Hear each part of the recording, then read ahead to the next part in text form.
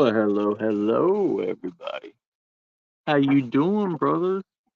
How you doing, Jakey Poo? My warm summer sausage in a bun. My boy Chad Chadakis the third. Broski Manoski. What the fuck was that? Anyways, sorry, Chad. You are like the warm cream filling in a kolache. You know that? And Wally, my wonderful brother from another cryptid mother in the backwoods, if you know what I mean. Anyways,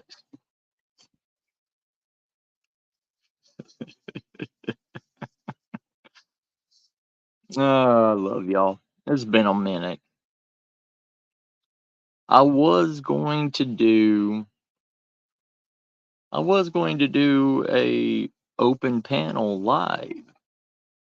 And now that I see that we have Jakey Poo, Chatty, Daddy, and Wally.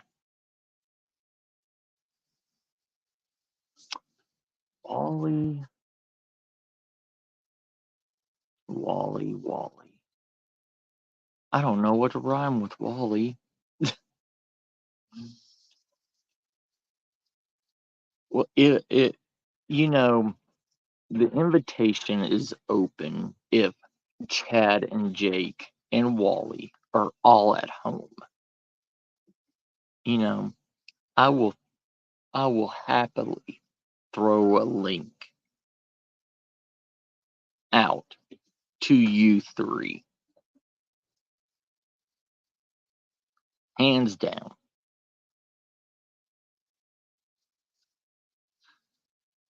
But yeah, I didn't know I was going to do a remembrance to one of our fallen brothers. You know, um, one of our good brothers that we've all had a great time with on this earth. His name's Sonny Conrad Conway. He was a gun expert.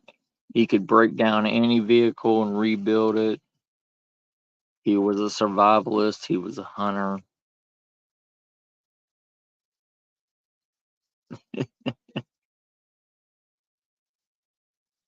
I gotcha. Well, like I said, whenever y'all get ready, like I said, my channel, you don't have to be purdy to get up on here. But yeah, I want to let everybody know that Sonny has passed away. Sonny was a damn good guy. He was straightforward. He was a shit kicker, just like the rest of us.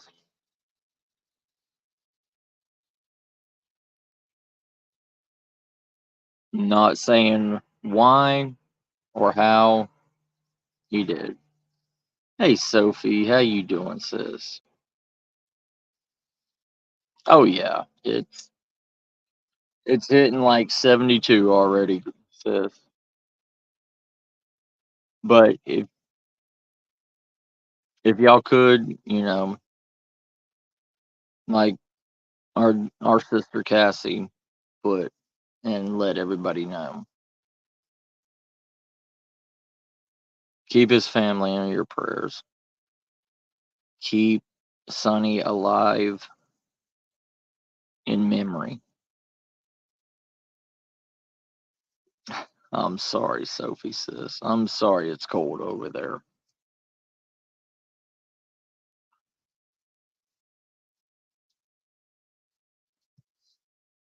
But, you know, if you're out over the weekend and everything, have a drink, pop a top for Sonny. Remember and hold him in your heart because he was a damn good guy. And he will be missed. And this live stream isn't going to be a dedication. I mean, well, it can be a dedication to him. Hey, Pen sis, how you doing? Thank you, Sophie sis. Yeah, he was a damn good guy. He knew his shit.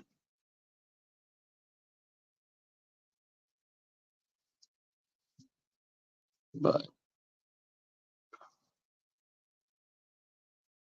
anyways, Suddy isn't the type of person that wants us to be sad. So let's get some fun. All right, let's have some fun. You know, and the whole old gang is here. You know, Chad, Jake, Wally, Pins, Sophie. We're all here. Let's have fun.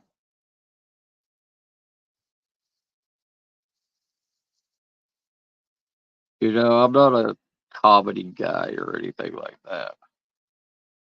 But what? Posky's in Houston right now? I will be in Dallas. I'll be in Dallas this weekend. How long is Posky in Houston? I know, Pins. I know, sis. Yeah. Let Posky know. The smut cat. Uh, I mean, Chatty Daddy's here, you know? I mean, he's the ringleader of all those smut casts. Wasn't it old, my spicy chorizo brother? Wasn't he the main ringleader of the smut cast?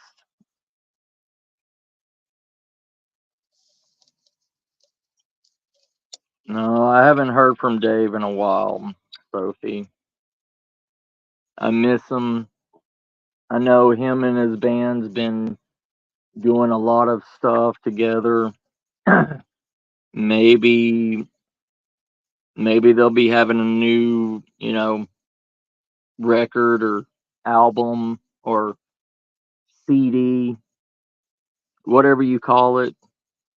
He may have a new one coming out soon. I hope, I love my brother Dave. I love him so much. And, you know, he's took a break from everything. A lot of people are taking breaks from YouTube. And it's understandable, you know. Oh, Spooky, yeah, he was. I miss Spooky. I know Spooky's, taking care of his family and everything. I know. But I want to show y'all everything. Right now, right now, Camillus has opened up a brand new survival kit, mini survival kit. It's a 12-inch boot, well, 12.8 survival knife. It's a 16-inch folding saw, and it's got a three, well, a 2.5 inch, called a Stinger neck knife. It also comes with a survival whistle neck piece.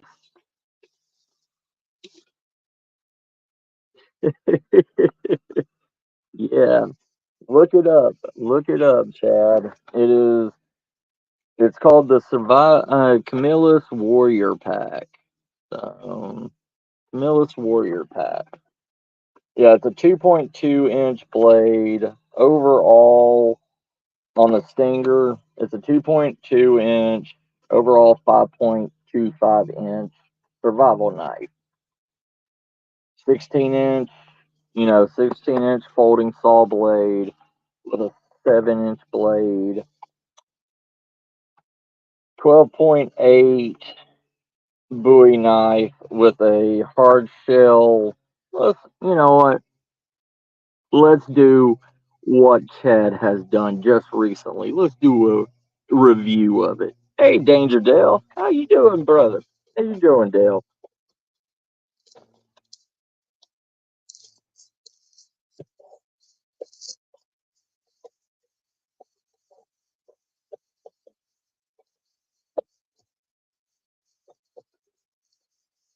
All right, Pinzer. Yep, thank you for letting everybody know, sis. Yeah, it's a big box store kind of thing. It was a Christmas. It was a Christmas thing that big box stores had from Camillus, but you can buy it on Amazon right now. I think it's going for like 20 bucks for this right now.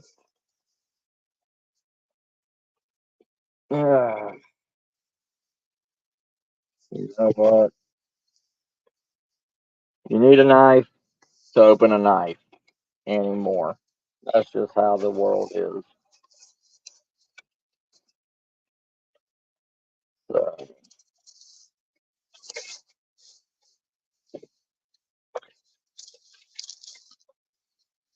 all right. So let's get into this.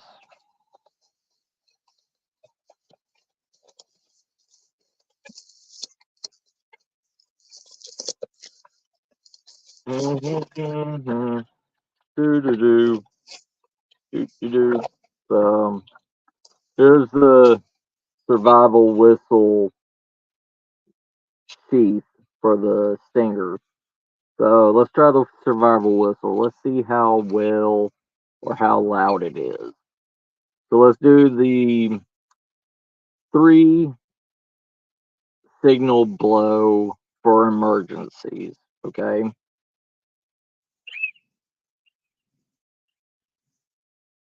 Not bad. Not bad. It, for plastic, it's pretty good.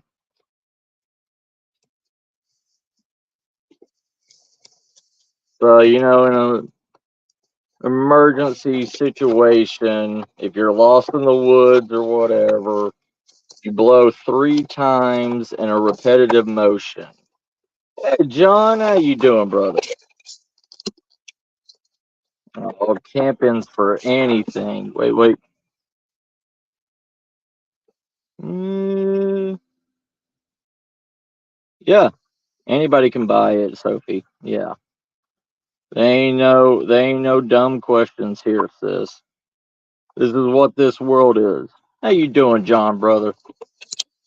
So the sheath is a drop. It's a leg drop sheath. It's got a Kodai. I am Kodora plastic sheath. So got a really good feel to it.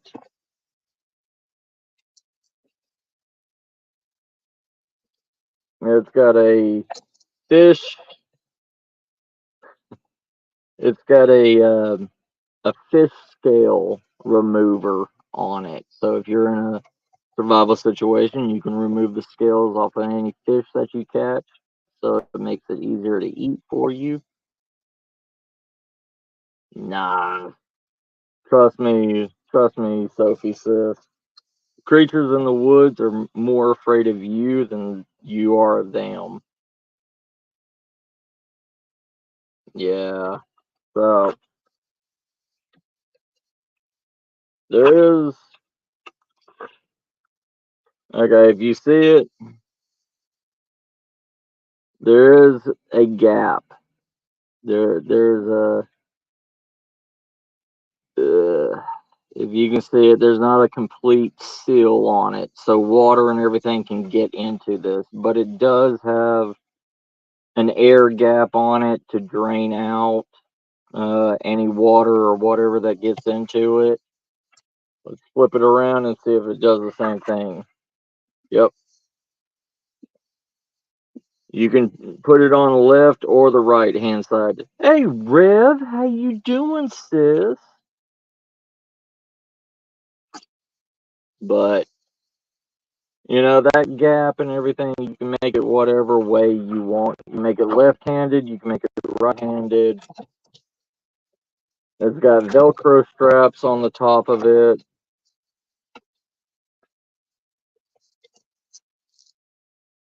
But it's got a nice, good grip to it. And I guess now that Camillus doesn't have Survivor Man as their sponsor anymore, they've gone back to making their own design knife. So here's the clap on other sheath, survival whistle.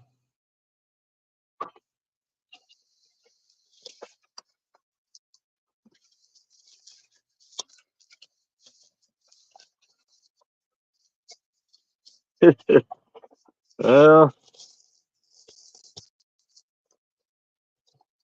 take care, Sophie sis.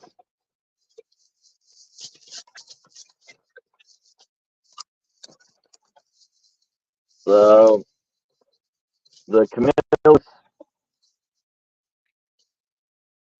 push fold knife. It's got the push lock. The 7-inch blade on it, so you can cut a decent sized tree and process wood with this. And it's a push pull. It's a double sharpened blade, if you can see.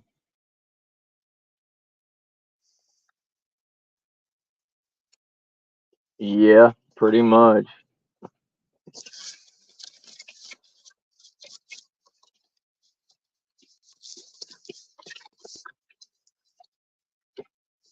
All right.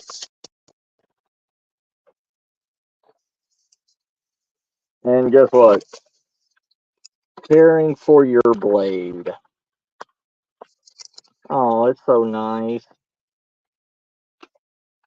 They got a caring for your blade manual while you're out in the wilderness.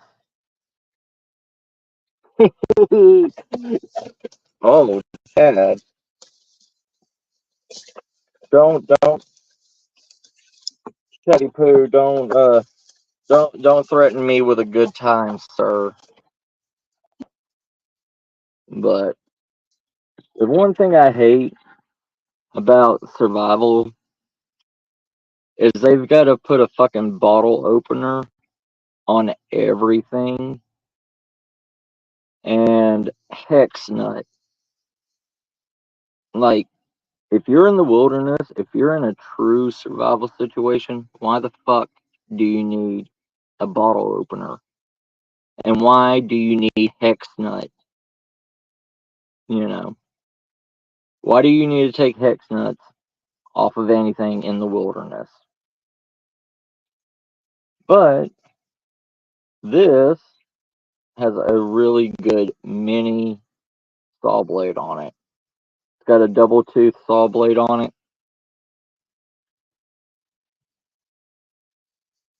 That's good for processing smaller branches, stuff like that.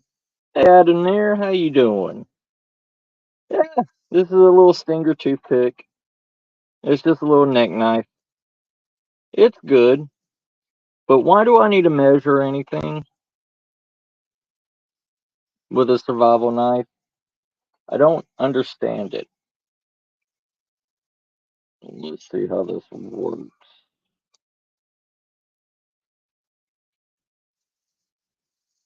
Okay, so the sheath, if you can see it, is a decent little sheath for it. It also comes with these tie down straps so you can tie it or buckle it. Yeah. Ah, yeah, there we go.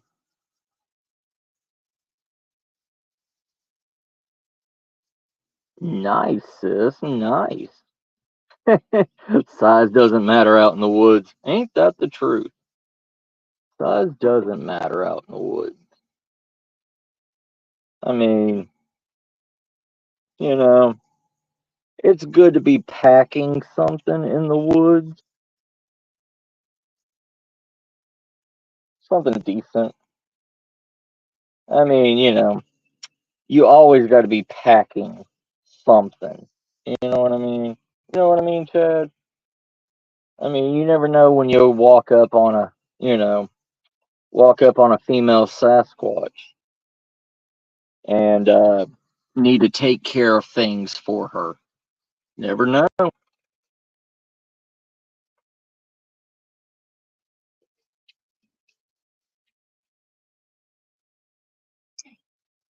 Well, it is birch.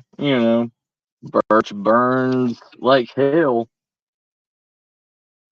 So, I mean, it's a good, decent, knife to take care of yourself.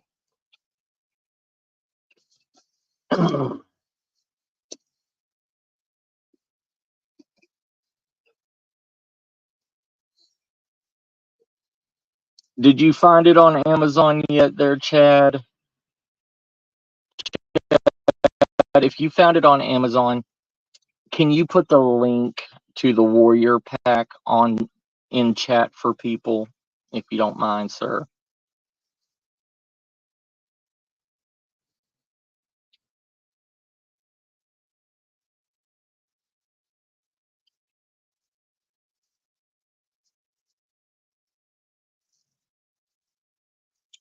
Just said, dude, sis, yeah. But so, with the world the way it's going,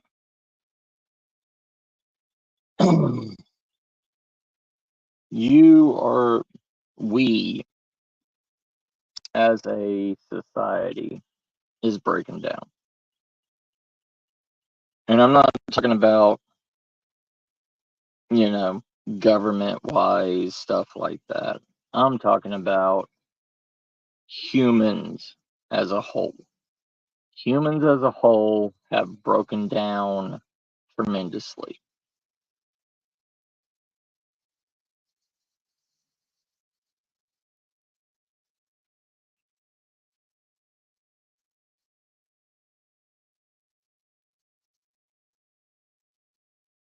Thank you, Chad, sir. Thank you.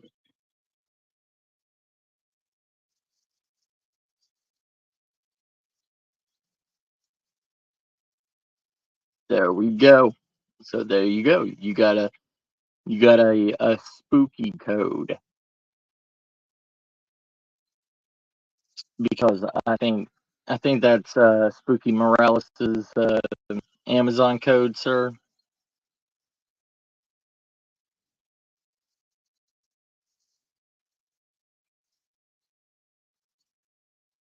There is plenty of things that we need to start working on. Right now, it's the beginning of summer. Well, beginning of spring. It's probably still in the last stages of winter in a lot of other places. Still cold, but right now everybody needs to get their victory garden. I did a small, short on that by getting your vegetables and everything ready.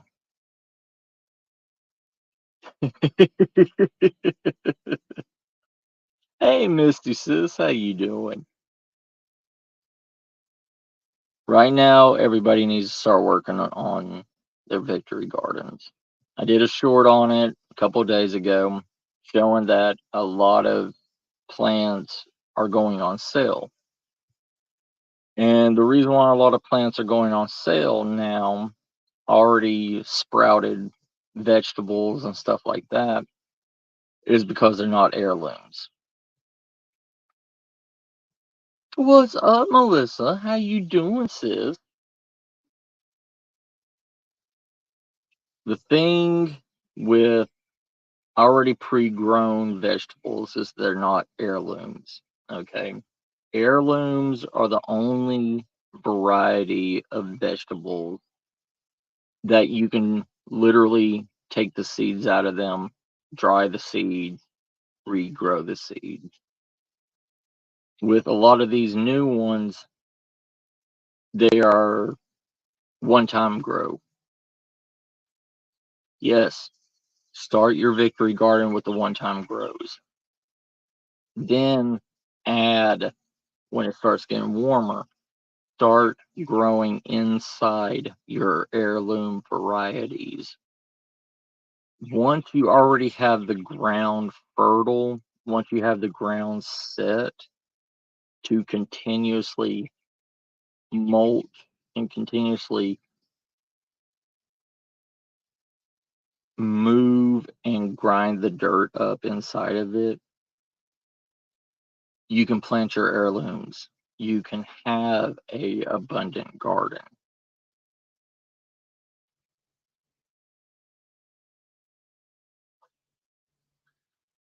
Good to hear that, Misty sis. Good to hear that. I'm proud of you, sis. Proud of you. Yeah. See, that's what I was saying, Riv. Yeah. A lot of places still are going through like the last ending parts of winter. But that don't let that stop you, you know. You can do 90% of your gardening, getting them sprouting, starting their root system and everything in your house, in your, you know, closet. Um, there's a lot of home grow kits, stuff like that.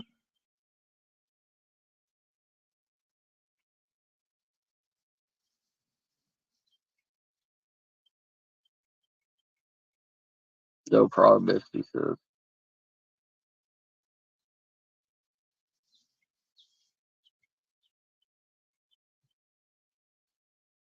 Thank you, Melissa says. Yeah. Here there is no judgment, Melissa. It's I mean, it's a time to remember Sonny. It's a, and this is what Sonny would want us to do. Sonny will want us to continue on sharing our knowledge and everything the way that we used to, and have fun doing it. You know. So we will continue on.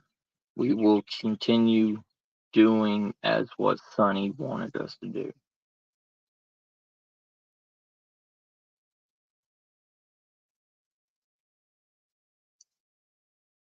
There is. We've already talked about the Victory Garden.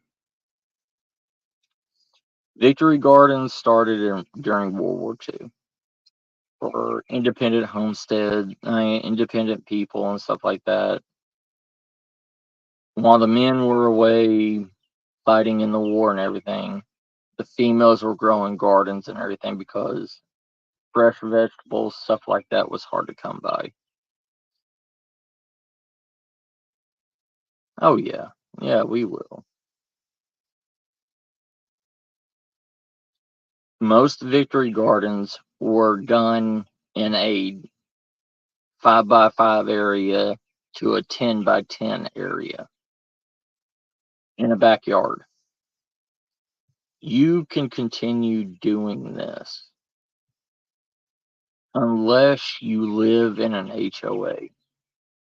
HOAs are stopping people from having gardens.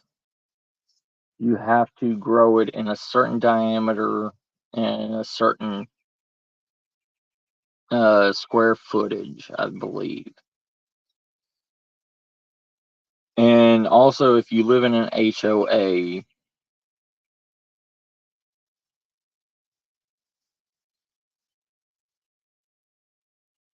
thank you, Pen Sis.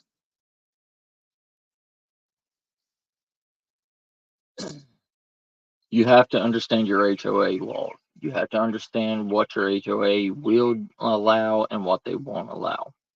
Just like here, a lot of the HOAs and everything, you're allowed to keep up to 4 chickens, no rooster.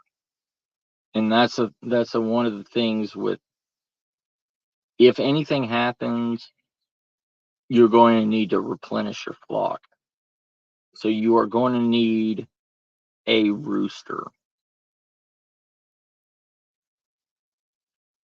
Right, add in there. Yeah.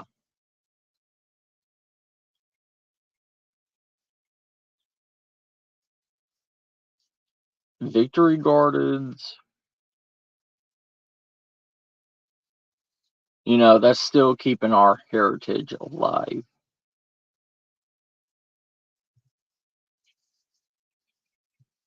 Yes.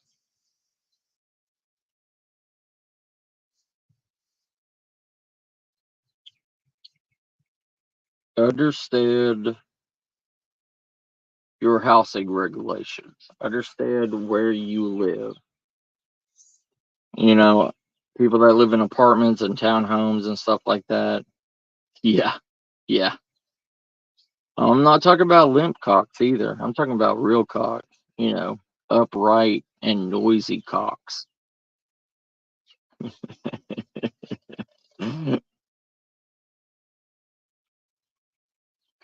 Because we don't need any boxes of limp cocks floating around.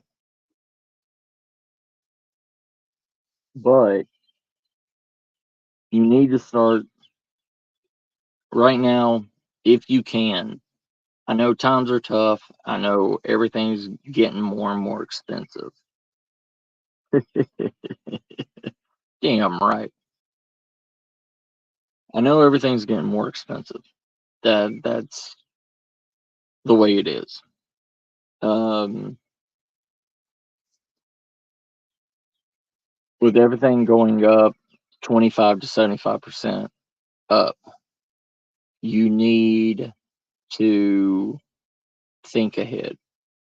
Even if it's $5 a paycheck, $5 a week, you can add to your preps. Yeah, I know.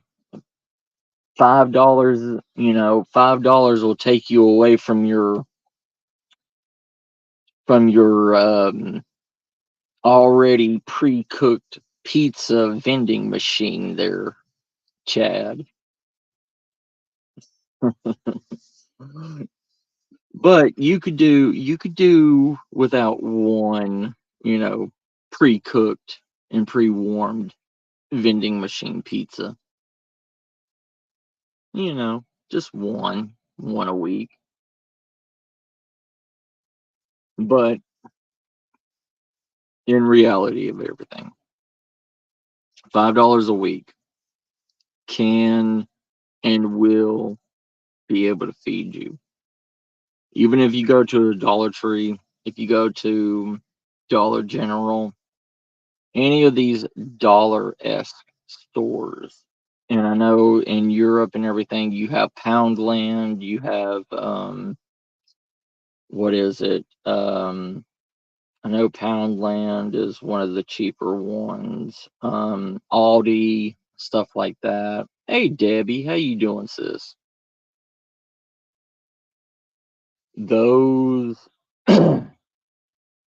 those places will do the same thing. And I know Poundland isn't just a pound anymore. And it's the same thing with our dollar stores, you know. It's not a dollar anymore either. Everything is going up. That is the way the world is. That's the way economy works. But $5, 5 pounds can get you enough to, weekly. And you put that back knowing that you're not going to touch it. If you have more money to spend a week, yes. But I'm not telling you to go broke. I am still telling you to save money and everything. But at least keep the forever foods, your oats, your grains, honey, spices. Spices never go bad. Rice never goes bad. Oats never go bad as long as they are well preserved. Same thing with, vinegar-esque items like pickles, anything pickled will last forever. You can get, and if you're going to get stuff like garlic, onions, stuff like that, get it already pre-made and, pre-cut and not pickled, but in its own juices. If it's in its own juices, it's going to stay around a long, long time. And if it's canned or bottled, if it's canned or bottled, it will last for years as long as the seal is not popped on it. Always check every month afterwards. And as soon as it pops, use it then. You can't wait. I mean, you have about a month to use it after the seal pops on any canned or bottled item. Before the the acids and everything take effect and destroys the container.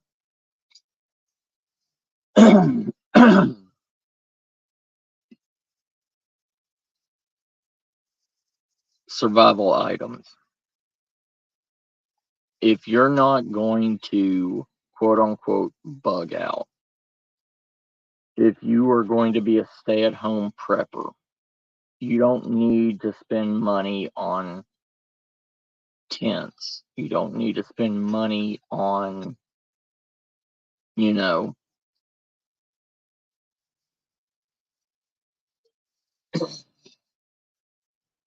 don't need to spend money on tents. You don't need to spend money on backpacks.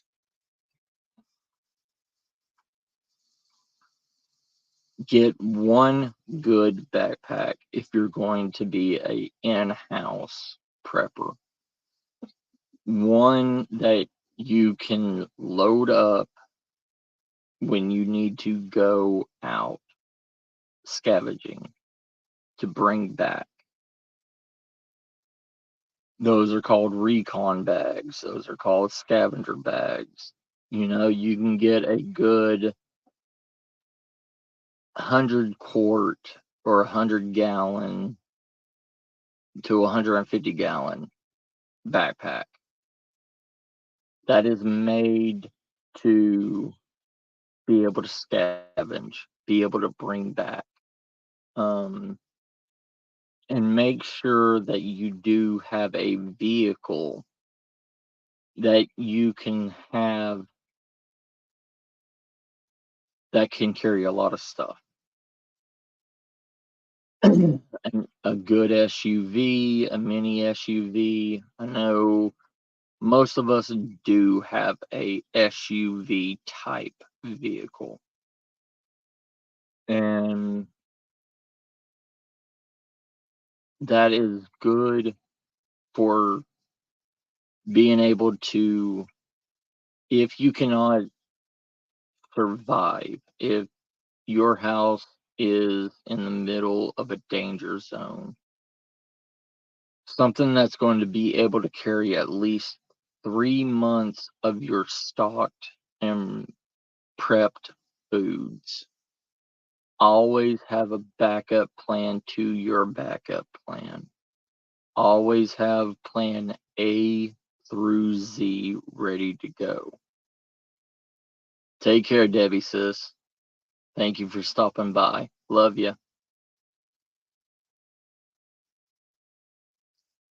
When you have a backup plan to a backup plan to a backup plan, that means you have no hesitation in what needs to be done. Because once you hesitate, that is your life. That is your family's failure. If you hesitate in anything, and I'm talking about in the end of the world, if you hesitate pulling a trigger on somebody that you don't know, that's your life. And if that's your life, that means anybody that you're taking care of is in danger now because you hesitated. Hesitation needs to be gone. It needs to be taken out of the scenario. It's not horrible to say this. It's not. Look at the way the world is. Go on fucking TikTok and look what's happening. Look at what's happening on Twitter. Look what's happening on a daily basis. People are not afraid to do anything anymore. We need to get the idea of what's right and what's wrong out of our heads. Because if we don't, we were born to think, be good, be nice, you know, bad people always lose. In a modern society, good and bad is the same, is both sides of the same coin. It depends on the situation. In a survival situation, if you kill something in a survival situation to eat or to protect yourself, you are not a bad person because you were protecting yourself. You were taking care of the situation so you could go home.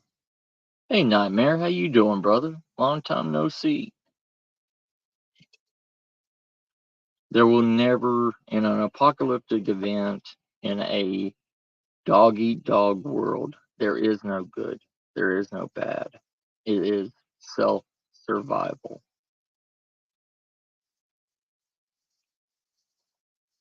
And every day now seems to be a self-survival situation.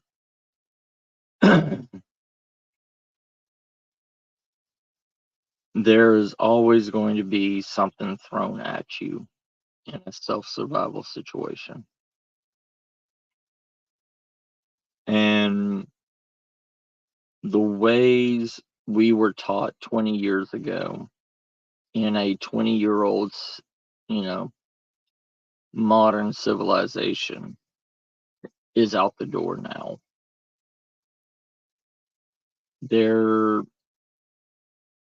The way people have been raised to think now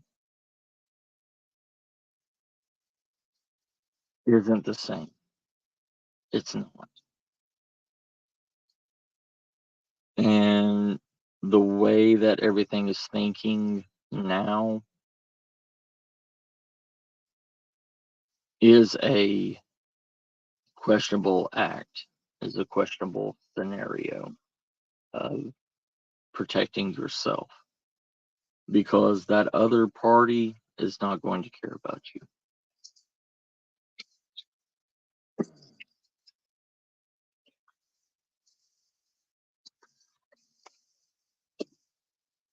You cannot hesitate. Hesitation will kill you.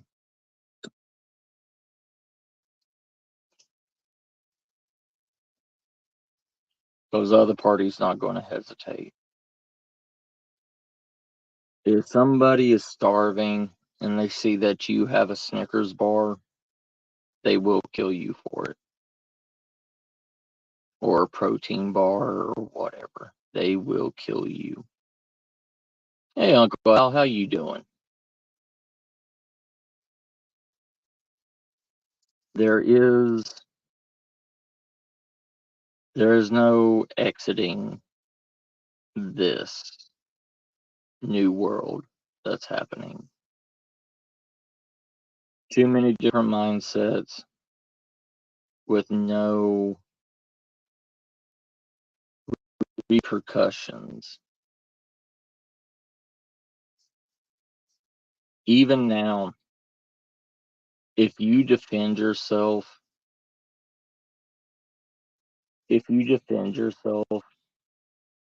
you are the bad guy. Even if a person points a gun directly in your face and you shoot first. You don't ask questions, you just shoot. Everybody looks at you like you're the criminal, not the person that had a gun pointed to your face. There was a guy here in San Antonio that went on a shooting spree about 2 months ago. He went on a shooting spree from San Antonio to Austin, Texas, randomly shooting people. He killed, I think he killed 4 out of the 12 people he shot. And he spent 1 day in jail. And the bail bonds bonded him out the next day. They bonded not a serial killer, but a pretty much a mass shooter. And they bonded him out on, I think it was like a $20,000 bond. As soon as he was bonded out, you know what he did? He went straight to a pawn shop and purchased a gun. And they didn't do a background check.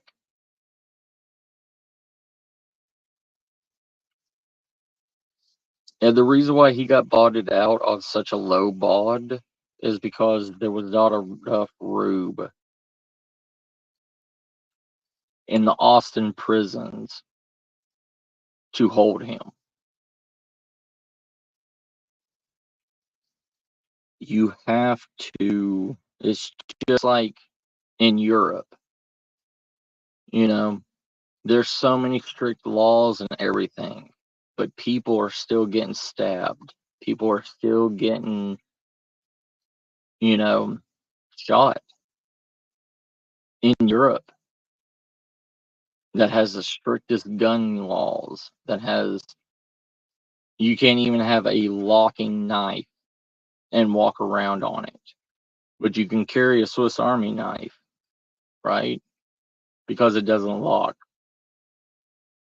And you can still stab somebody. And it's not even that. You know, you can stab somebody with a pin.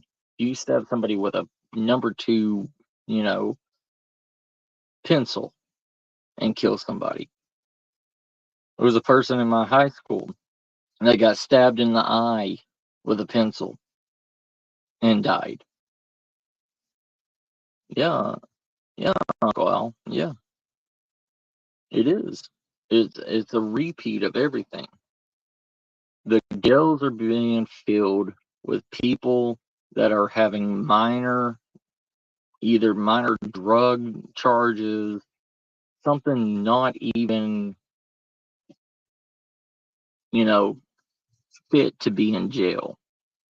But the real criminals out there, the real people that will kill, will rape, will do whatever, are the ones walking free and going down the, sidewalk. But will hold somebody that had a dime bag of marijuana in jail for 2, 3 years. Oh yeah, yeah.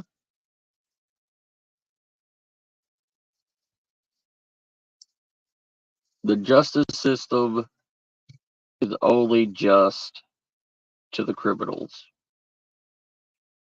not to the everyday individual that is just trying to live their life.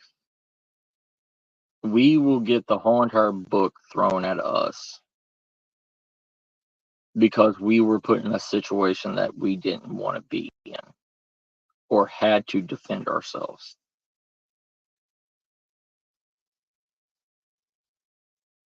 We will get thrown in jail, the book thrown at us, but it was just like, what, 6, 7 years ago?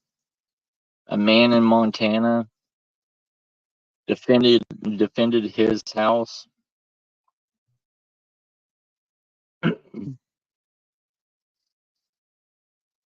A man defended his house against a armed robber and shot the dude in the knee. And the armed robber had such a good attorney that the guy got out of jail and ended up suing the individual for like $3 million. And the jury and the judge gave it to him. The man that was defending his house, the reason why they gave it to the individual, the person that broke into the house, the reason why they gave it to him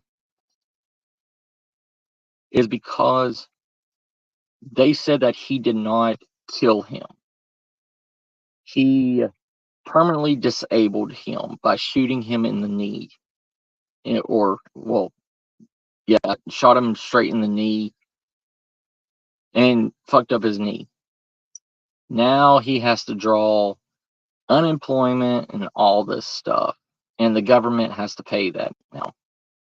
So it was like they wanted him to kill the person, but he, as a good man, did the right thing and wounded the individual.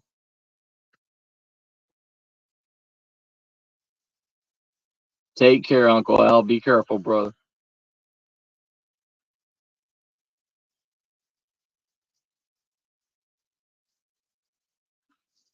Right. Yeah. He wasn't a threat anymore. Yeah. It's like,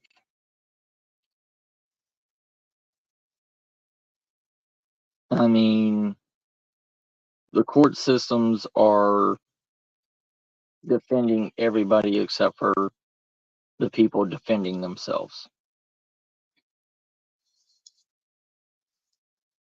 And it's like, if you own a gun, you need a gun attorney. You need a person that knows every gun law. And the Nardis, if you have a Nardis, shooting range, or, a Nardis place around, or the other big gun company, the gun protecting people, you need to get a hold of them. You need to pay for protective services of a gun. Because if you think you're safe just because you have a registered gun, think again.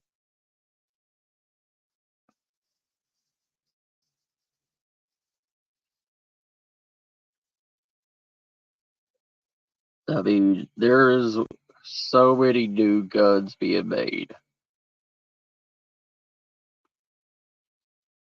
There's a gun show that just happened in New Braunfels and everything, and they're making 3D printed guns that folds up like a wallet for females to put in their purse, and it takes 22 long rifle ammo, and it fires 6 shots. And 22 isn't a people say a 22 isn't a dangerous bullet.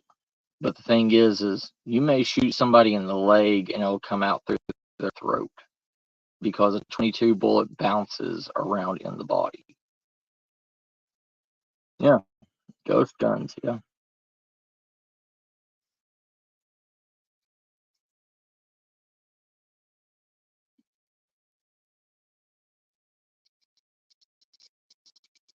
You don't know who has a gun. You will never know who has a gun. You'll never know who has a knife. You have to be aware of all your surroundings. What's up, Eli, brother? How you doing?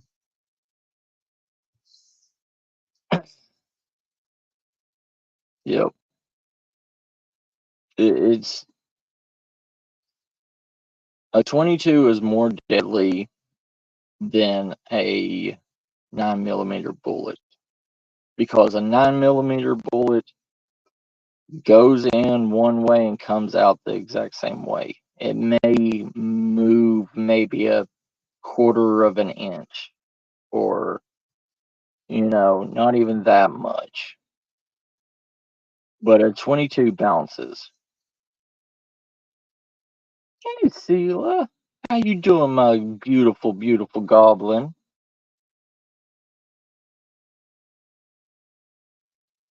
That's good to hear, Eli, brother. But and it seems like more and more people are making smaller caliber guns for females, and males are taking advantage of it.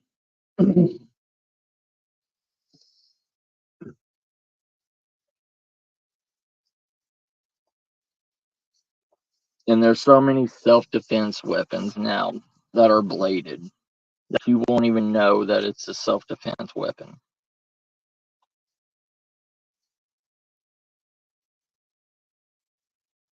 Things in this day of age with the technology that we have,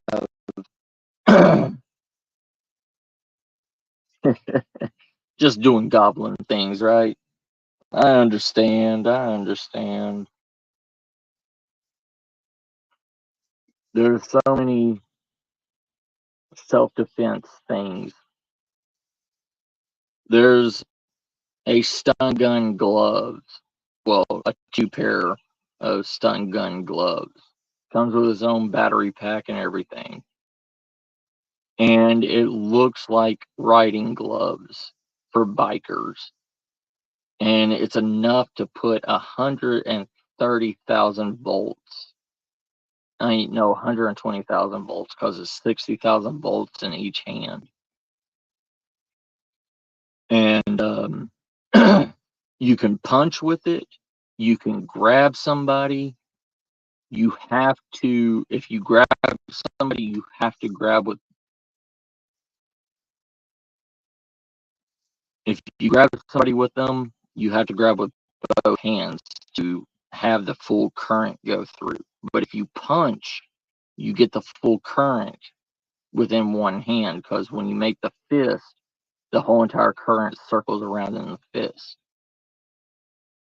You would never even know that those, power gloves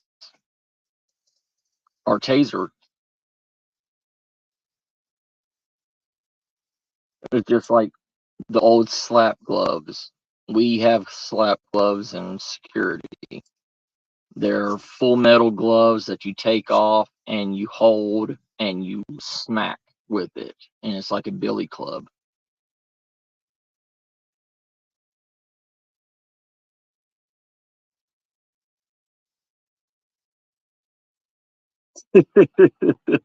Right, Melissa?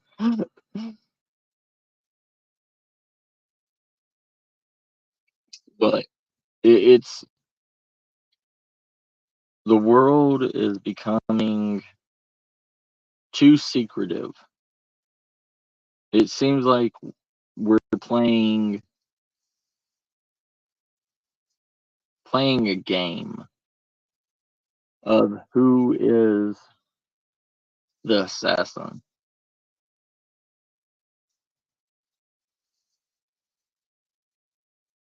Oh, is he?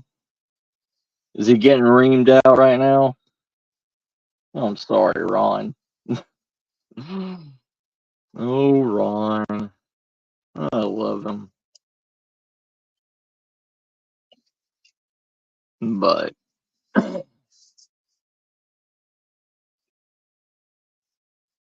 the world's about to fall. And it's not just the riots. It's not it's not the government. It's not the police. That yes, they are components to the fall. Oh, is it? We're supposed to be getting that rain tomorrow.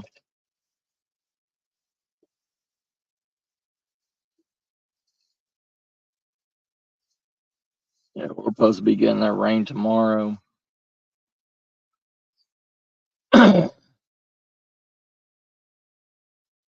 But everything is leading up to the fall. How long is it going to take? Nobody knows. Nobody knows how long is it going to take. But is it going to happen soon? Yes, it will happen soon. And soon can be 10 years, or it can be 2 years, or it can be 100 years. That is still soon. Even if it's 100 years, that is still soon. We have to understand that.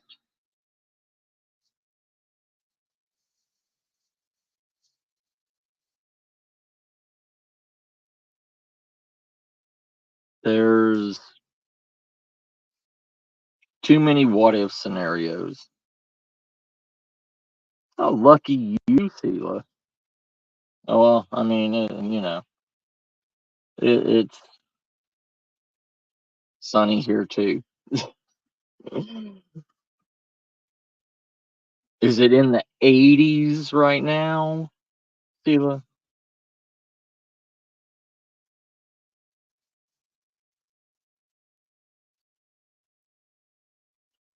It's better to start preparing for the what if scenario. No, it's in the 20s. Well,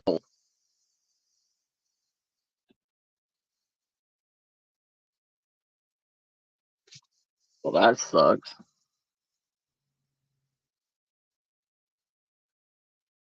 There's nowhere that's going to be safe. No major city, no small town. Danger follows humans. And with that, that means danger's everywhere.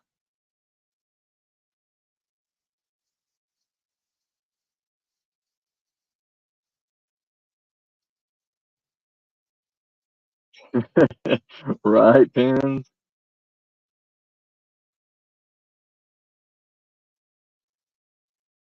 Yeah, Yeah, add in there. Yeah. Like I said, you don't know what things with technology anymore. You know, you don't know what anybody has. You don't. And I mean, and yeah, people call knuckle dusters novelty items. You know, I've seen knuckle dusters as belt buckles and everything, but they can still be used. If you have a knuckle duster belt buckle and you take that off, you can still use it as a knuckle duster. It's, you know, old school brass knuckles is that. They call them paperweights, they call them whatever. They're novelty items. They can still be used and they can still kill somebody.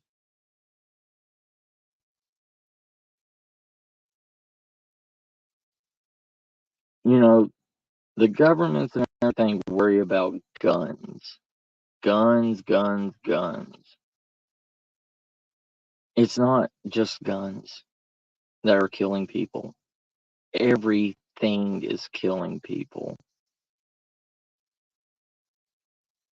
You can, like I said, you know, earlier, you can stab somebody with a number 2 pencil and break it off in them. And it's like, you can sharpen a number 2 pencil to be a lethal weapon.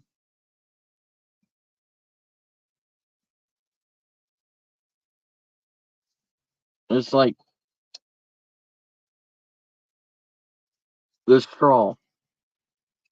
If you put your thumb on the side of it and block off the air to make it sturdier, you can jab this into any orifice that a human has. You can jab it straight into their ear, make somebody go deaf. You can jab it up into their nose.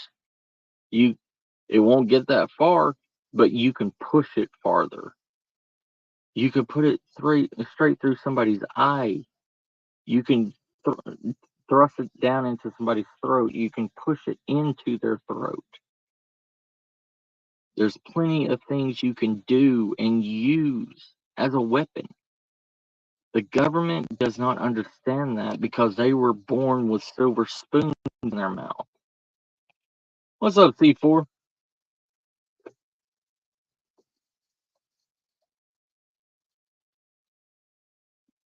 It doesn't matter what it is. Anything can be used as a weapon. The government is dumb. The government is blind.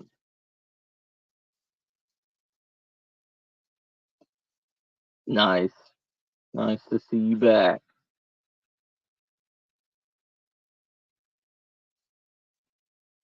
But they want to keep harping on it's just guns. They're harping that, you know, the Soviet Union and their secret service made plenty of one-time use weapons to kill people. It's good to see you too.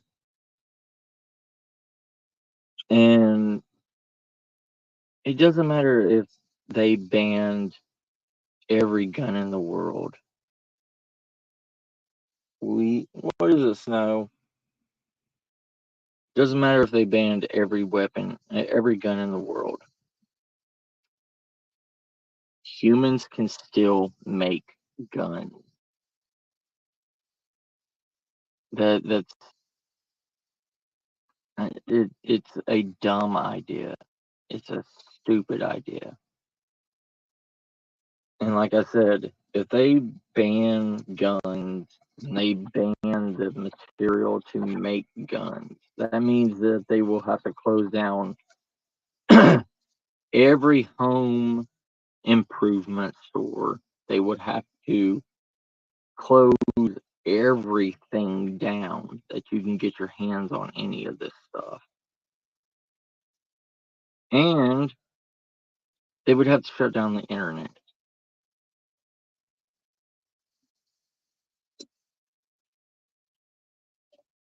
Because you know what? The internet is everybody's yard sale.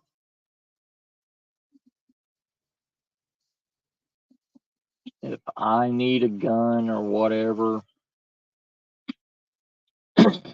all I got to do is go online and I can go to eBay. I can go anywhere to any foreign third world country and buy a gun from there. Easy, simple. And people say, oh, well, it's got to go through, customs and all this stuff and everything. Yeah, all they have to do is just take the firing pin out and say that is a replica. All they got to do.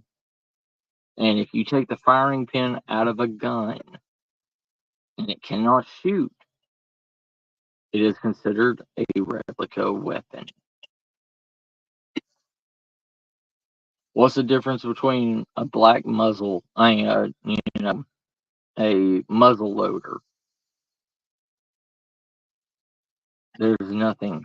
A replica muzzle loader that is meant to fire dummy rounds can still fire real black powder bullets, as long as you have the ignition cap.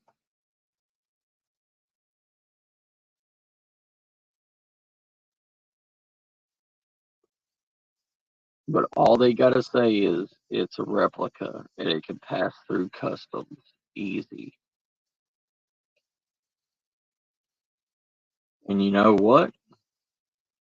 If they shove that firing pin and everything into a piece of plastic or a piece of styrofoam, it can ship. Because they don't check this, the styrofoam unless they send it through a whole entire, X-ray device and metal detector. And 90% of the stuff that they don't do that.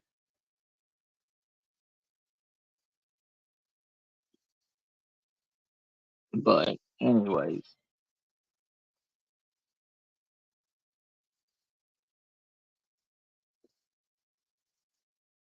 so any questions from y'all? Any concerns? Any questions?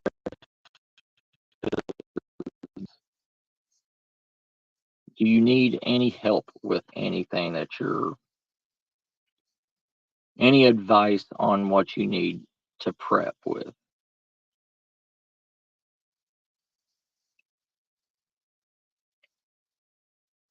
I know nobody wants to hear me continuously ramble on. But if you have any questions or whatever on what you need to start prepping, or you're stuck on something, we can talk, we can discuss it.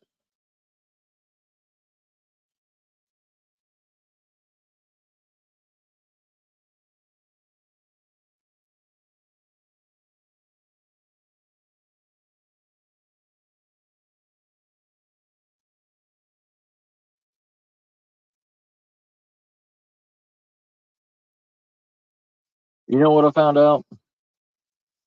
That it's so easy for somebody in Europe to be able to buy a camper from roaming gypsies. I've heard that roaming gypsies get kicked out of campers every day and it goes into like some kind of auction or whatever, like a boot sale or something. And I know boot sales is, people selling stuff out of the boot of their car, but It's kind of like the same thing, you know. You go in there and you just see what they took because they're kicking gypsies out or making them get houses, and the gypsies are just leaving, you know.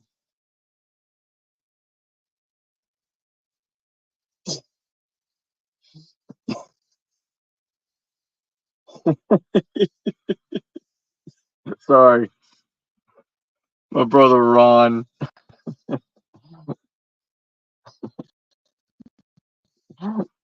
He said, "Don't get jealous of me being fingered." Oh, I love you, Ron. I am so jealous.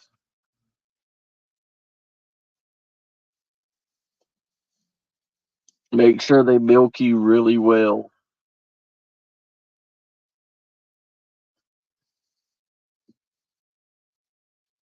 But anyways,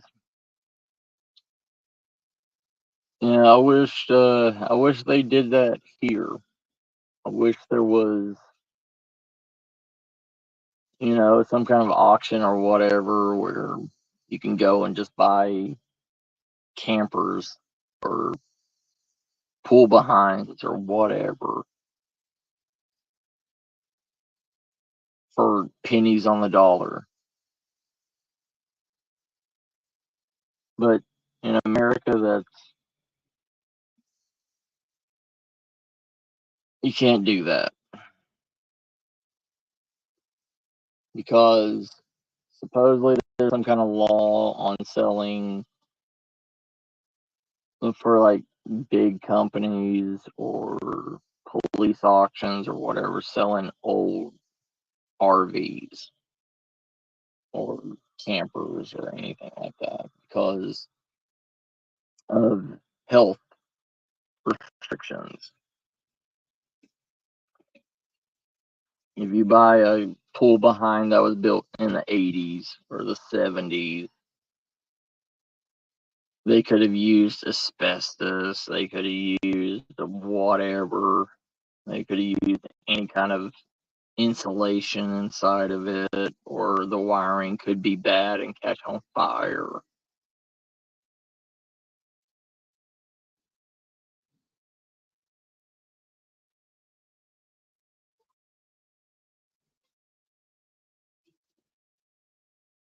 But it's easy for you to sell it on Craigslist. But even if you try to buy it off of Craigslist, still thousands of dollars for it. You can't find any campers because of the prepper movement, the bug out, community, the freaking wannabe survivalist, or well, the wannabe prepper community, should just say.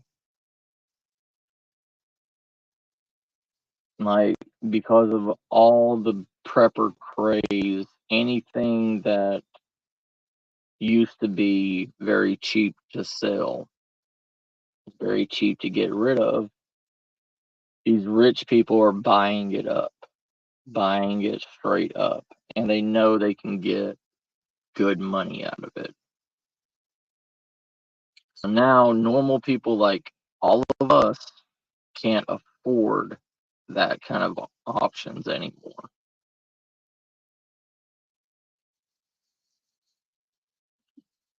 That's why I tell people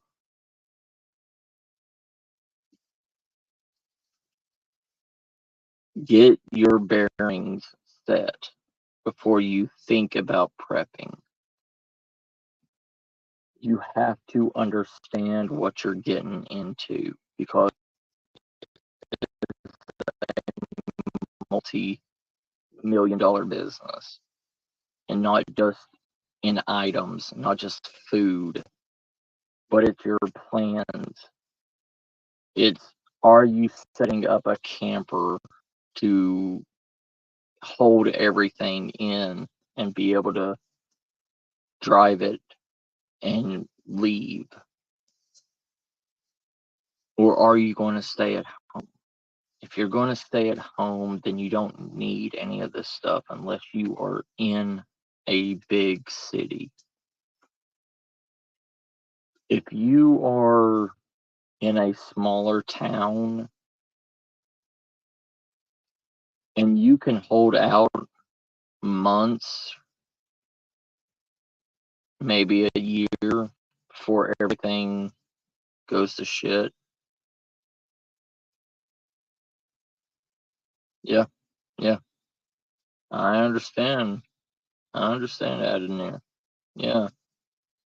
Like mine, you know, mine is the same age as me. It's an 84. I was born in 84, so it's 40 years old. And that's a thing. The older it is, the less people are going to target it. If you're driving a heap of junk in the end days, nobody's going to target you because they see no value or worth, especially no way of getting parts to fix it. Now, if you're driving a brand new or at least a 10-year-old, caravan or RV or whatever, or pull behind, if you're driving a 10-year-old RV, they're going to look at that. They're going to target that. The older your stuff is, the less people will look at it.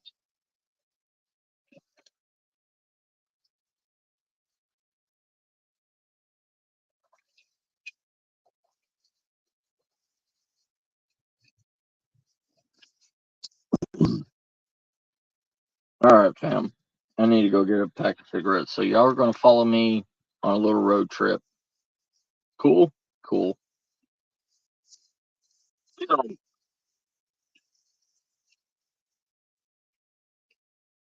All right. Damn it, my hips. Oh, my hips and my back. Yeah, see? This is mine. I've been working on it. Been working on it for a minute, trying to get everything good. But yeah, I mean, I still need to fix a lot of stuff on the sides and everything. But you know, like the propane, even the water intake on it is a basic water hose intake. It's it's an 84. It ain't bad. It's still good. It still runs.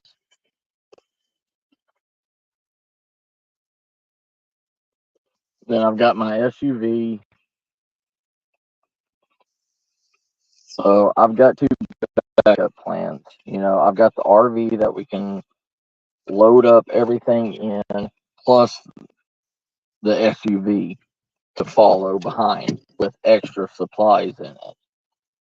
That's a backup plan for me and Miss Star. If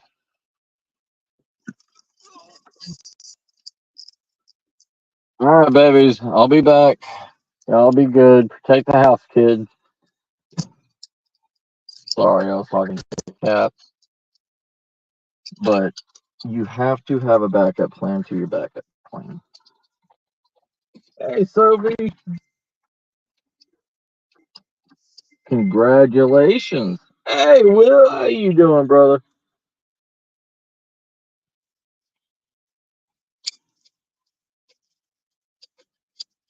Congratulations, Sophie, sis. Congratulations. You'll do great. I want to hear that you got this job on Monday. What is up, Will, my brother? How you doing?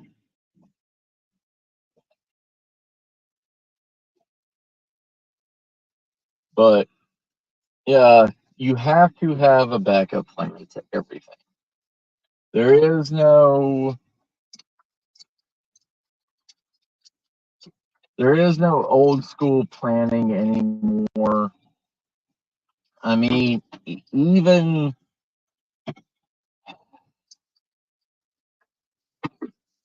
well, shit. Even sorry, I can't think and back up at the same time.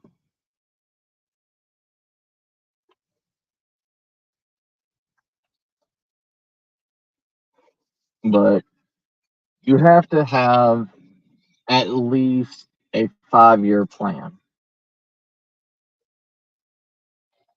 But with the way the world is and everything now, a 5-year plan is still too long of a plan.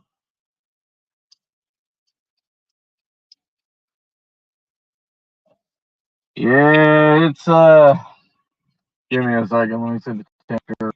Yeah, it's 85 right now, brother. Yeah, 85 and it's in the mid 70s at night now.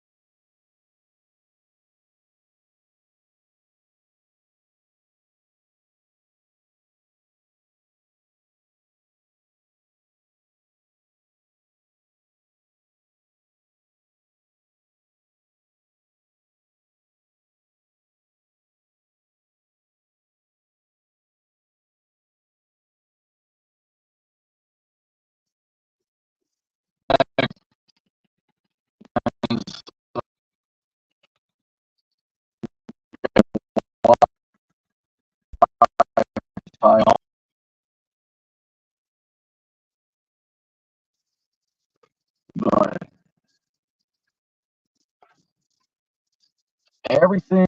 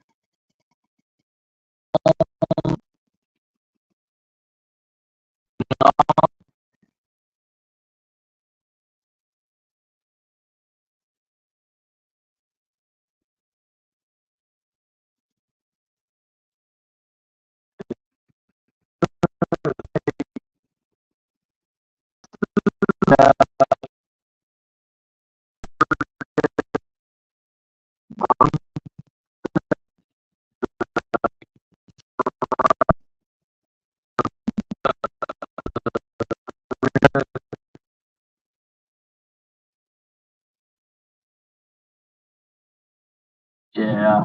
I've got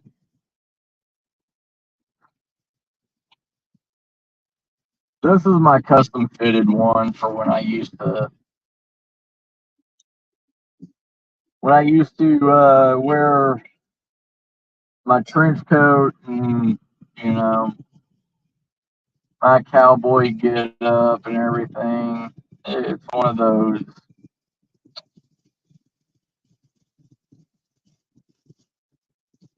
Oh, can you hear me now? Okay, okay, good. Um,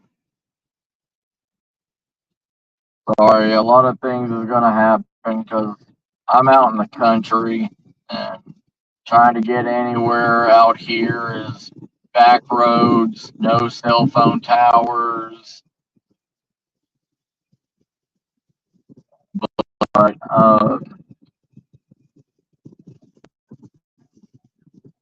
okay, thanks, Pence. It'll it'll get it'll get better when I get home. When I get back home, shouldn't take that long. Oh, I still got my duster. Yeah, eh, I just I don't really wear my duster much anymore because it's old. Kind of it's an antique and it was made by American Western, and American Western isn't around anymore, so I don't need too much wear and tear on it like I used to.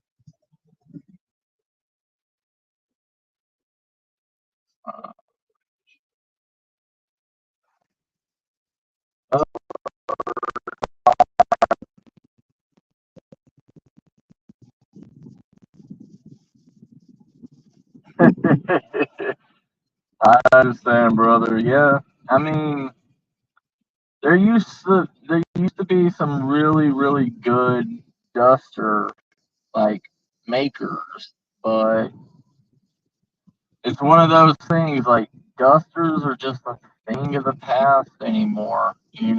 Like it's a style that a lot of people have turned to.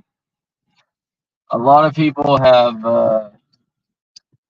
put associated dusters with certain bad people in media, if you know what I mean. Like the three-letter word people.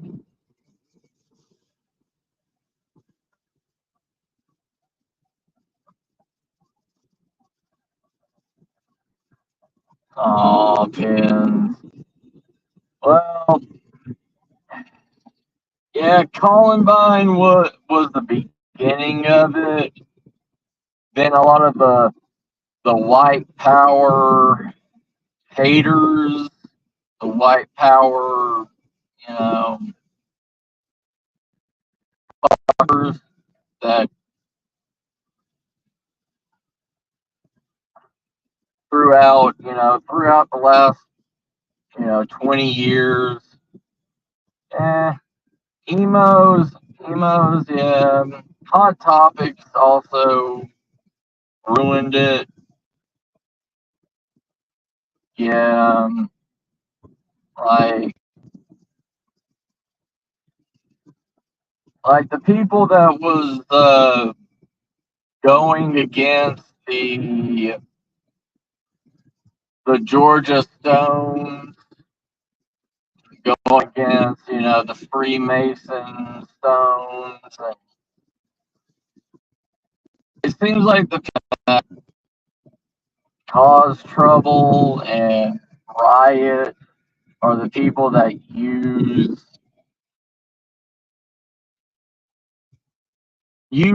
clothing for the wrong reason. And if you look at a majority of wannabe preppers and the people from like the what was that TV show, Apocalypse Preppers or whatever, like a lot of the prepper people that give a bad name to all preppers wear these kind of clothing.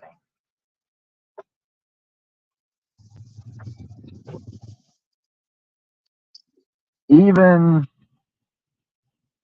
even the homesteader community that want to go to the old ways, bastardize specific clothing styles.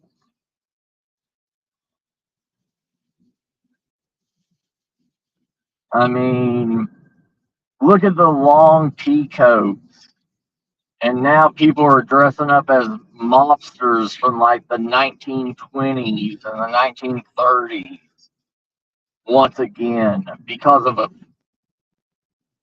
TV show.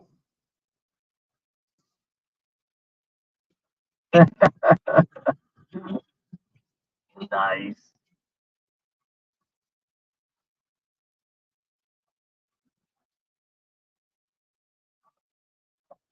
There's there's a lot of stuff that gets miscommunicated. A lot of stuff that a lot of people don't understand. And it wasn't used as a I mean, at that time, yeah, it was used as a clothing style, yes.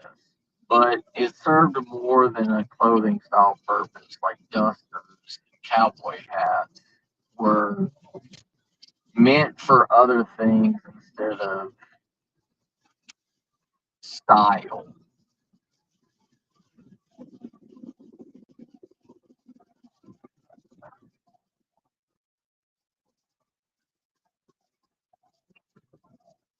And,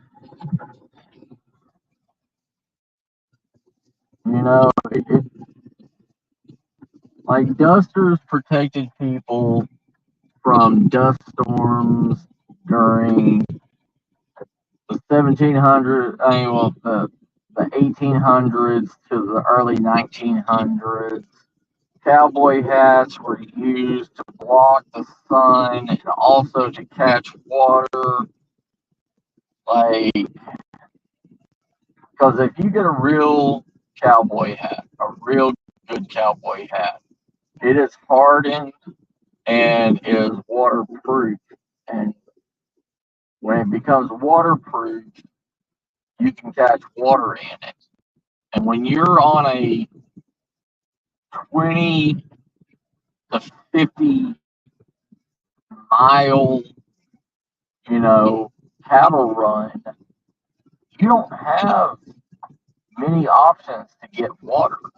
So you have to use your hat to capture water. And that's what outlaws and everything did. Outlaws put their hats outside of their hideout to capture water. Yeah, brother. Yeah.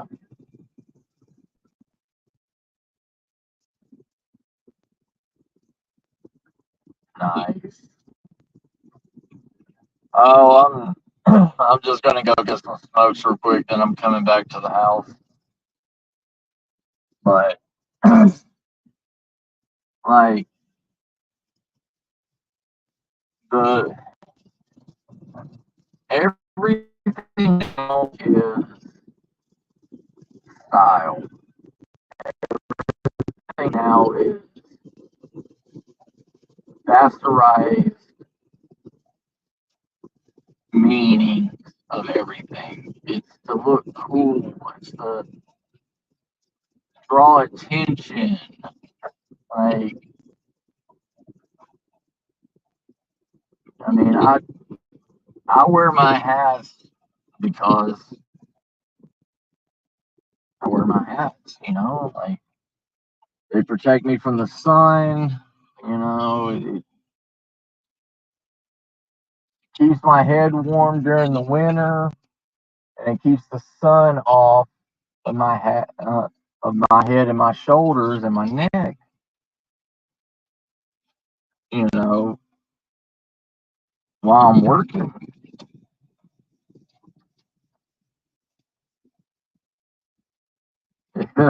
Right? Ain't that the truth, brother?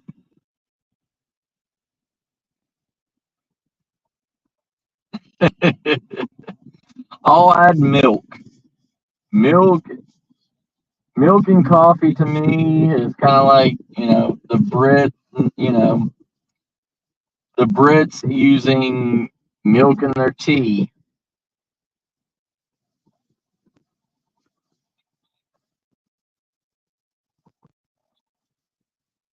Oh, son of a bitch.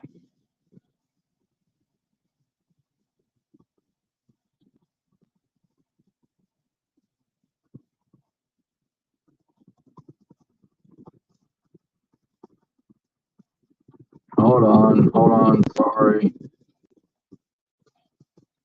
Sorry, work was texting me. Give me a second. I'll be right back, everybody. Oh, yeah. Oh, yeah, Pin. I know. All right, y'all. Talk in chat.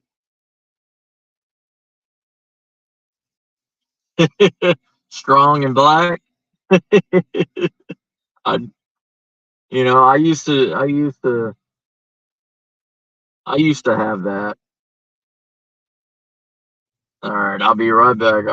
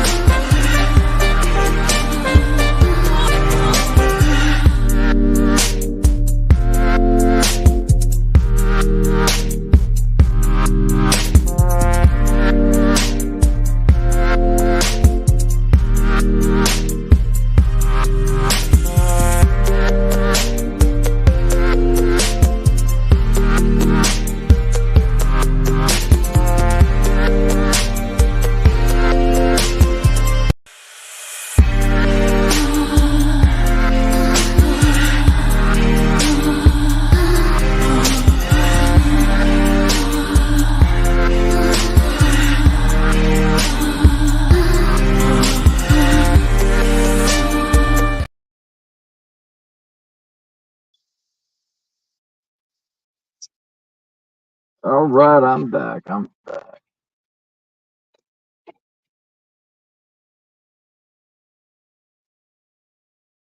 What's up, John, brother, how you doing?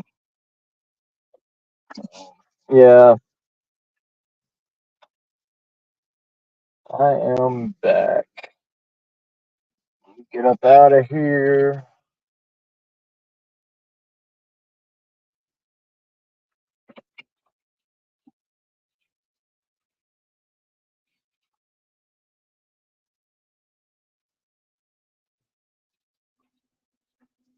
Uh, I hate QTs. QTs are so packed, but they have the cheapest prices on cigarettes. So that's why I go there. But anyways, uh, Cowboy Killers. That's what I smoke. But I also grow my own. I also grow my own tobacco. I grow Cherokee Gold, but I only do Cherokee. I only grow Cherokee Gold in small batches, and when I run out of it, then I go to regular cigarettes. And I need to get some more seeds of Cherokee Gold. My seed supply is running really thin, and I don't want to have another freak freeze come and ruin my whole entire crop like it did, 3 months ago. Oh, my brand is, it's always been Marlboro. I used to do Lucky Strikes, but Lucky Strikes now aren't the same as old school Lucky Strikes.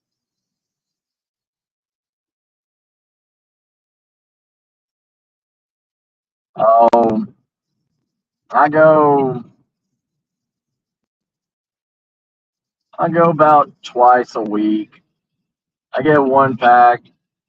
I get 2 packs a week pretty much.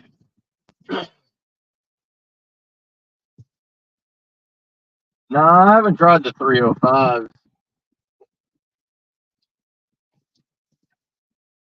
Are those the flavored ones?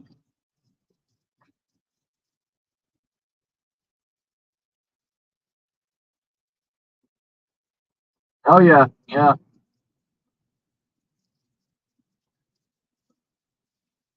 yeah. Pins. I do.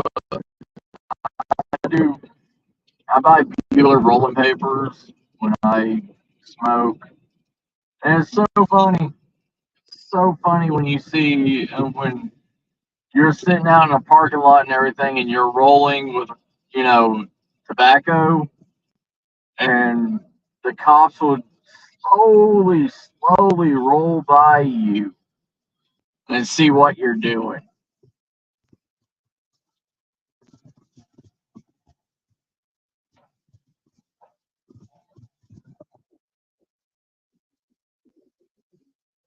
Nice. Thanks for that, Will, brother. I'll try them. I'll try them if we got them around here.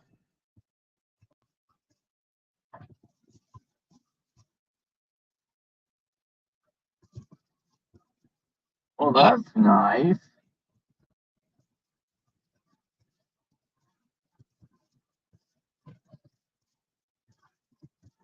Yeah, if we got them over here, then I'll try them, brother.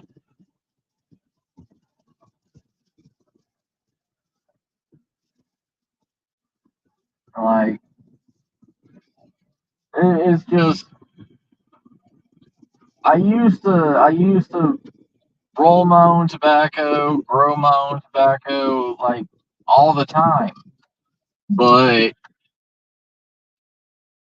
The way that the world is, like, especially Texas. If Texas sees you rolling, rolling cigarettes, pulling tobacco out of a pouch, it, they want to fuck with you.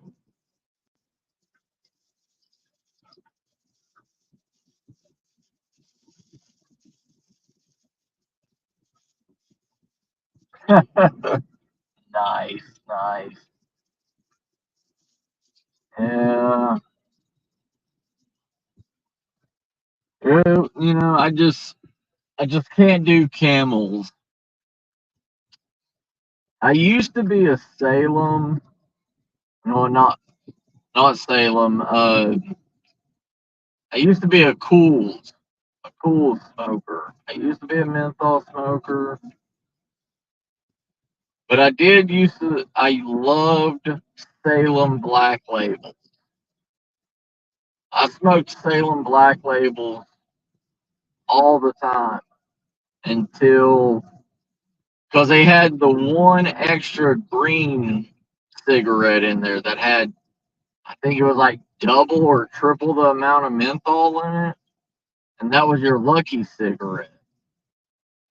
And every time I smoked that Lucky cigarette and everything, it was like a different high. What's up, Ron?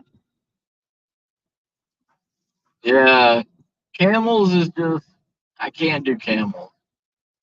I used to collect the camel stuff, like the Zippos and jackets and all that stuff, because my aunt used to, well, one of my aunts used to smoke camels, and I'd use her camel points.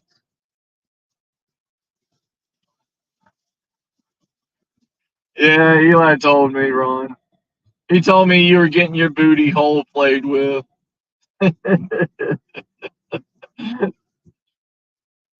uh,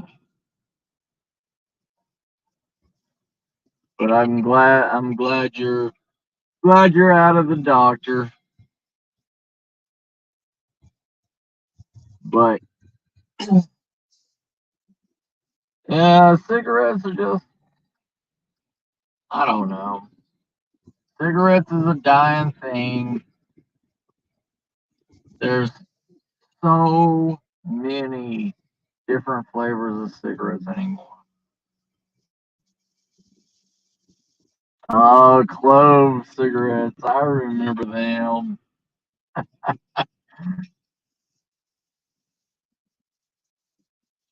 Yeah. I bought one pack of Camel Whites, and I was like, fuck. Like, one of those things, man.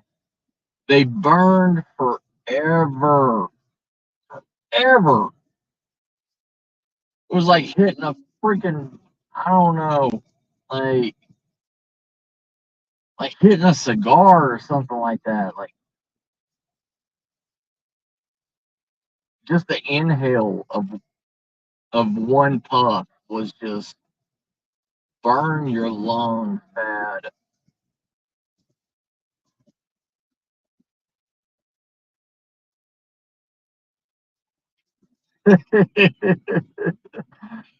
I mean, you can get cloves from specific.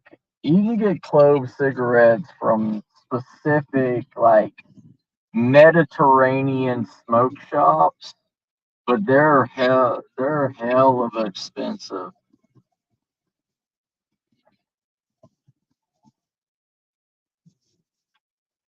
Yeah, I mean, it is.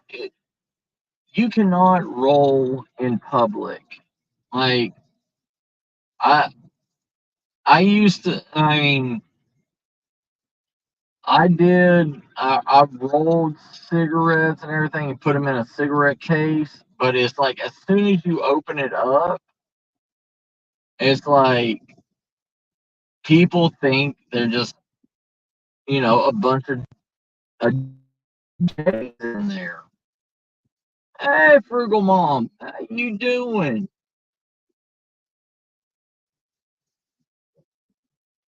But you know, the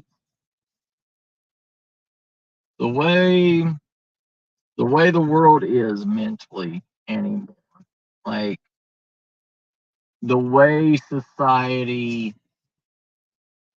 goes straight to thinking that you rolling actual smoking tobacco compared to rolling weed. You know, they they go by looks and they don't believe what it is. Even, you know, especially the police. And it's like, you know, like I told a cop, I was like, I'm too poor to buy an assload of cigarettes, especially when they're between, you know, $7 to $8, sometimes $10, depending on what part of the state that you're in or what state you go to. I mean, a pack of Marlboros in New York City is like $15, I think. It's like 13 something.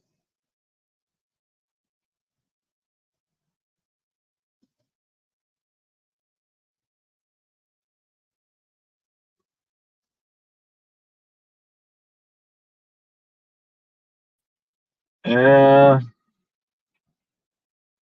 I smoked a pack of cigarettes that came from a smoke shop called Black Death.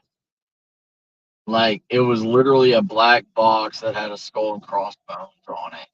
And the warning label said that if you smoke these, you will die. Like it was just flat out, you know, to the point. Like it didn't need a Surgeon General's warning or anything. It just said,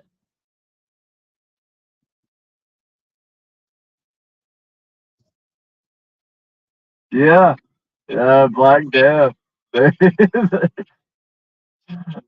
When I used to go through when I went through my death metal phase and everything, it was like death metal, you know, Black Death cigarettes. That was the way, that was it. Yeah, yeah. Those things were those things were just hilarious. Like if I could put some of my old pictures of me, like if I could show y'all what I looked like when I was younger, I was in the whole like emo goth thing, like death metal, like I was the one walking around in a fishnet shirt, fishnet shirt, and like black what were they? Black double cannon jinkos. Like yeah, I had black lipstick. I had the eyeshadow. I had the eye of Raw. Eye makeup on.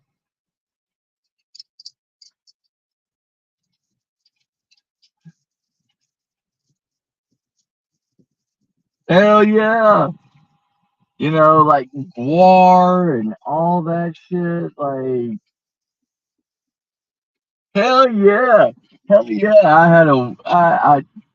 I had the fishnet shirt on with the black spike, spike dog collar with the double spike wristbands on, my wolf rings. I had I had even the long fingernail. I mean, like the long fingerlets that look like finger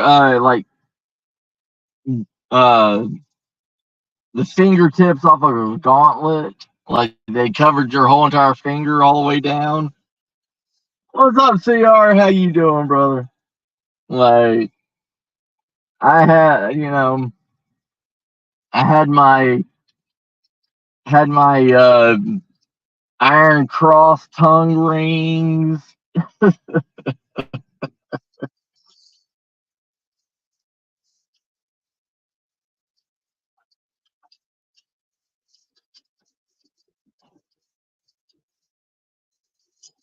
A United? Do I have a United near me? No, I don't think I do, Admir. I don't think I do.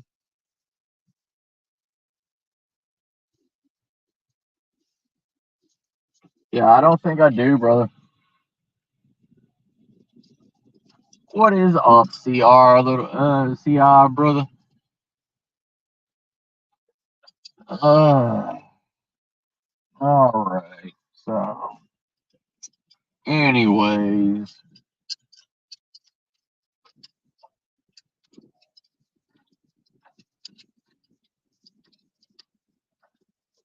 yeah, I went through every phase.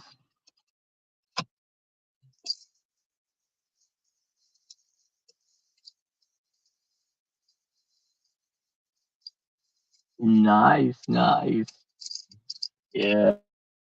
No, I had I had the literal Hot Topic had a straight jacket that literally somebody could, buckle it and, you know, put you in a real straight jacket. There was no getting out of it if they did that. And I rocked that. Like, it, I had one of my friends dared me to wear a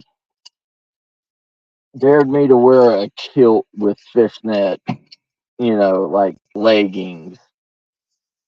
I didn't give a shit. I'm a person that I will do anything once.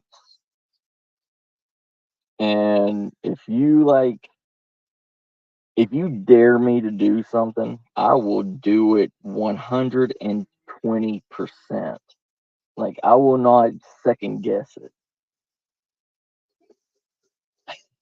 Oh, I dress like a douche too. Don't worry about that, Will.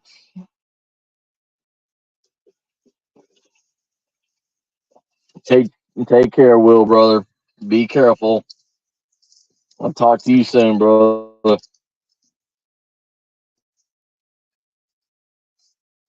But yeah, I'm a type of person that I don't have any fears. I I will do anything and everything that I need to get something done. And I won't second guess it. And what are you kids what are you kids doing? Sorry, I've been reworking on this RV for a while and I think I just need to sell it because it's not going to plan and I don't have time to refix it to work on it.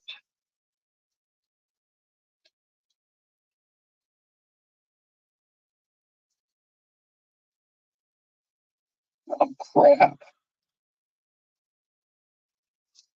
That is nice.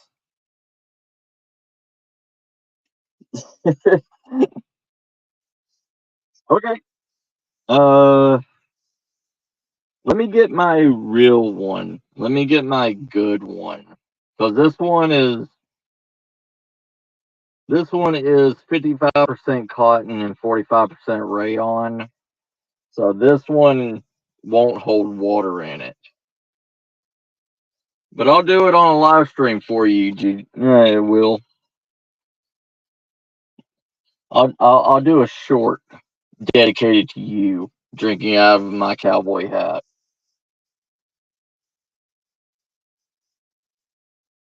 So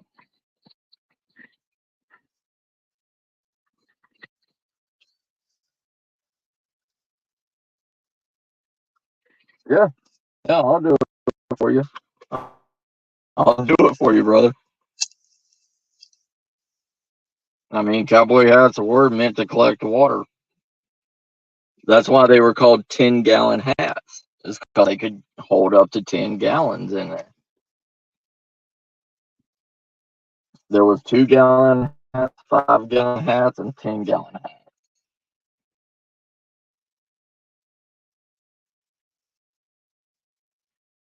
Like this one, this is a 2-gallon hat.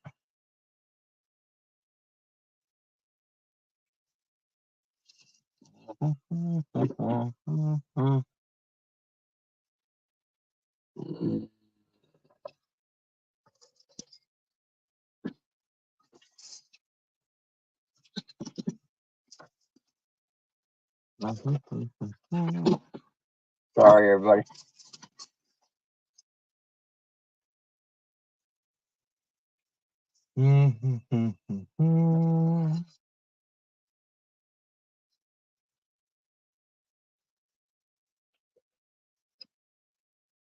Old school carbon steel. This was my very, very first carbon steel knife.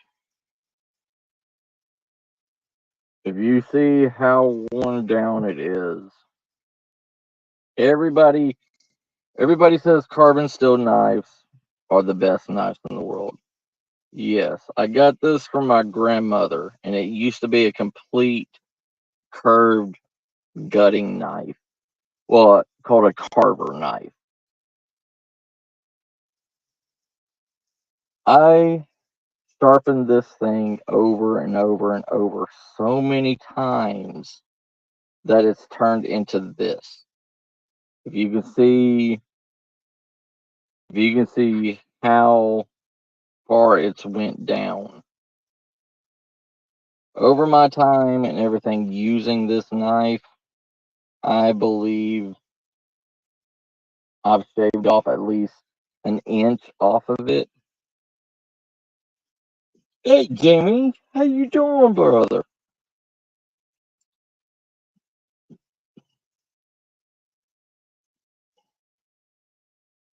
Take care, Will, brother. Yeah,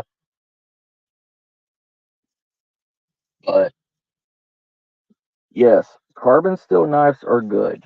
Don't get me wrong. They are wonderful. Yeah. I mean, yeah, it's legendary. But the thing is if you rely on carbon steel, this is what happens to it. It wears completely down. It will not outlast you. I got this. My grandmother gave me this when I was like, what was I, 10? I was 10 years old. Over 30 years? Yeah, 30 years now. 30 years. This knife has whittled down slowly and slowly and slowly. And it's still sharp enough to cut through anything, but it's not going to last much longer. You have to understand how long a knife will last because you have all these people saying, oh, a carbon steel knife will outlast you or outlive you. not in a survival situation where you're constantly using it for everything. Yeah. And like, and newer carbon steel is not the exact same as carbon steel from 50 plus years ago. People make everything cheaper now because you have to buy it. They have to make money. Carbon steel is not the exact same anymore. Now, if you get one that's 100 years old, yeah, it's going to be better than the one that I had that's 50 years old.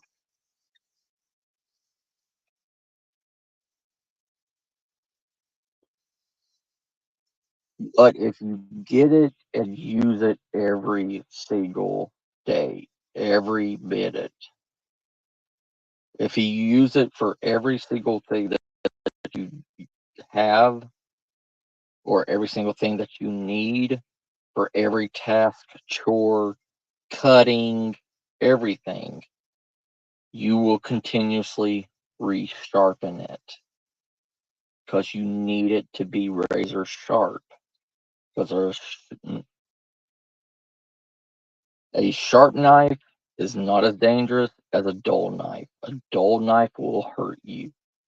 And with carbon steel, you continuously need to sharpen it. And every time you sharpen it, you're cutting away that metal.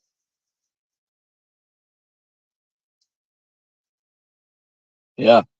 So, like I said, that that almost 100 year, and especially with a Mora, I mean,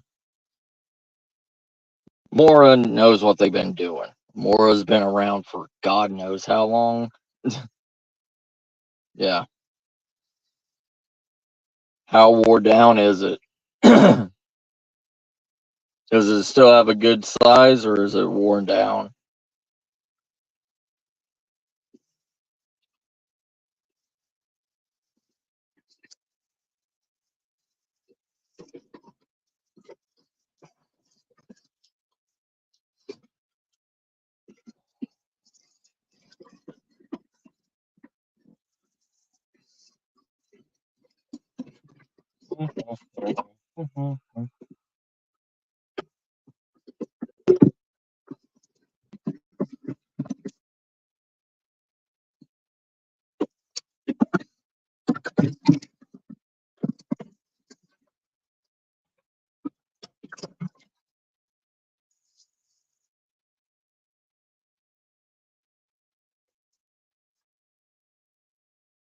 Gotcha, yeah.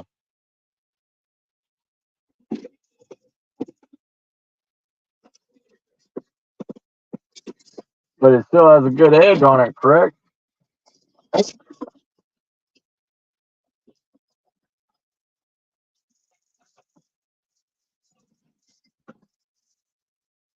Yeah.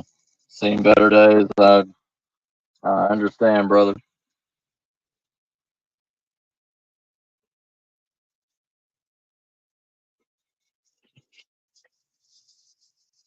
Always carry a good file on you, also. Files are made out of carbon steel, also. Good files are made out of carbon steel.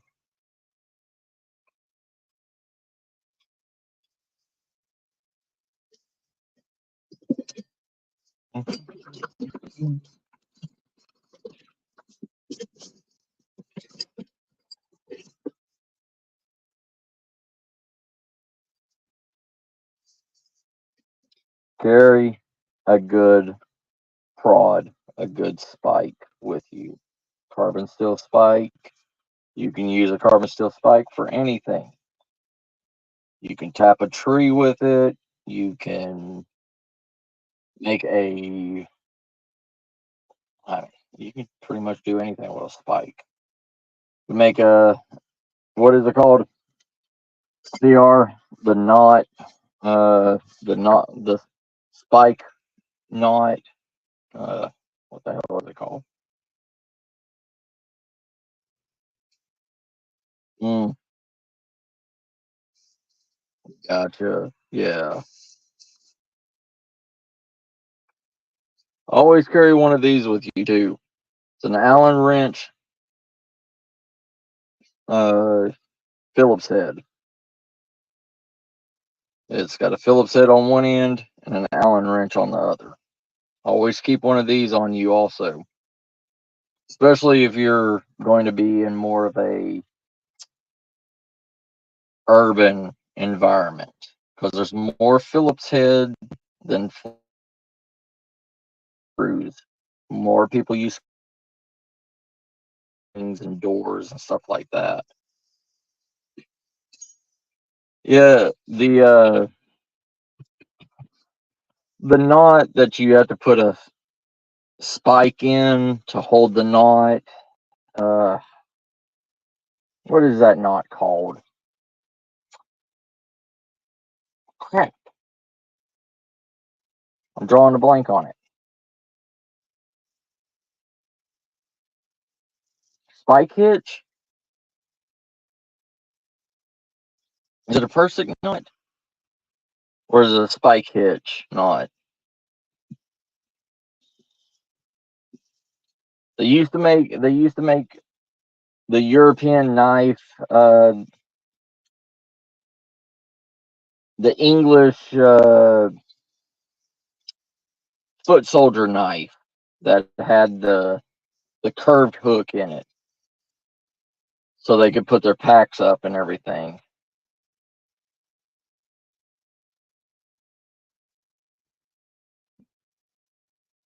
So good. What about the? Uh, oh, sorry, bud. What am I thinking of my hook?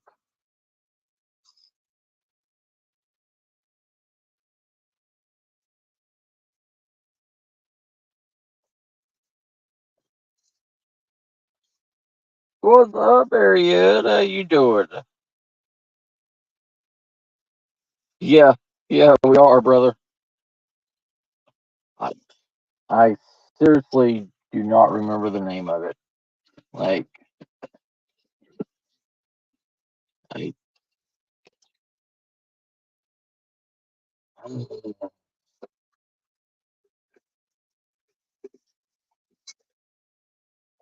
oh well, whatever. No sense in. I've been in live for 2 hours now, sis. But yeah, as you can see,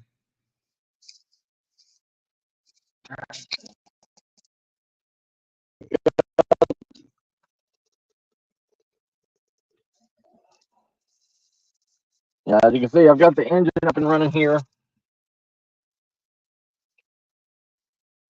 I'm probably just gonna keep this for a backup engine to the other RV, because the other RV has the exact same engine as this. All, like I said, it's always good to have backups to everything. Like, if you have an older model car or whatever, get a backup engine for it, get a backup transmission for it, get a backup fuel tank for it, fuel injector, starter, you know. Make sure that your car will still be able to run if anything happens. You're not going to be able to take this engine with you unless you load it up. You know what I mean? But if you need to scavenge parts off the other engine to put into your engine, or take pieces from the engine if you need to get out, take the lightweight parts. Mostly take radiators, the fan, the fuel injectors, the gas tank. I mean, depending on the gas tank, you could still salvage your gas tank. But radiators are the one that always ends up breaking or busting in older vehicles. Gill hook, yes. Thank you, Adenir. Hey, Rain, how you doing, sis? But because it's going to be hard if you need to leave or if your backup plan is to load up everything in an RV and go. Take your spare parts, the ones that you can take and not damage. You know, the radiator, alternator, starter, stuff like that, and keep it with you. Keep it in a safe place. If something happens to the radiator or whatever, then you have a replacement for it. Oh yeah. Oh yeah. I just know you're better with the name stuff than I am. CR. Especially when you need to remember things.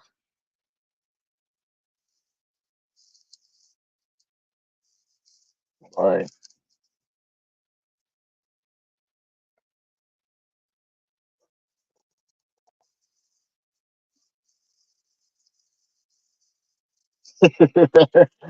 Ain't that the truth? That's the same with me. Like I'm a person that'd be like, you know what I mean, but not know what you mean.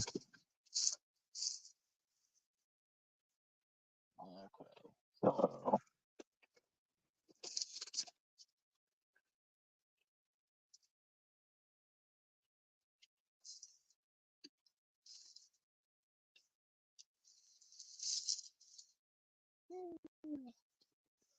sorry. I just had a brown recluse crawling on my shoulder.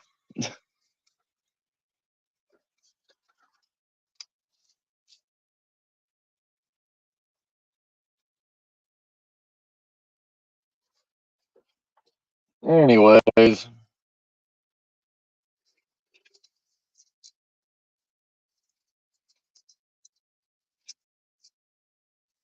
Mm.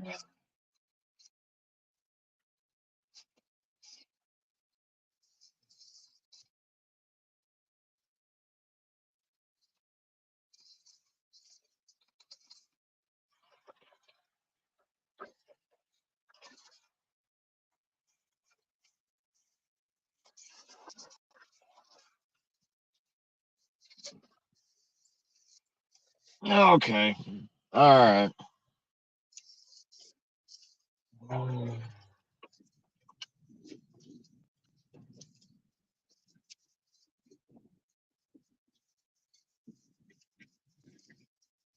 So,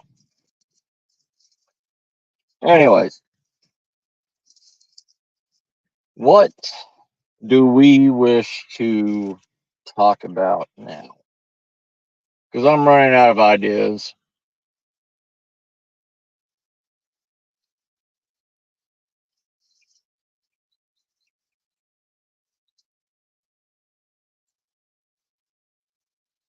No, no thanks on coffee. Rain, how can you say that, sis? You always need coffee. Oh, I always need coffee. I don't know about anybody else. You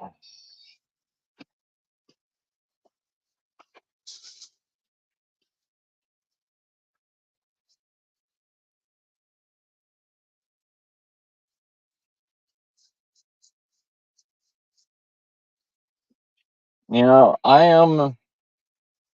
I'm a homesteader, but I'm not a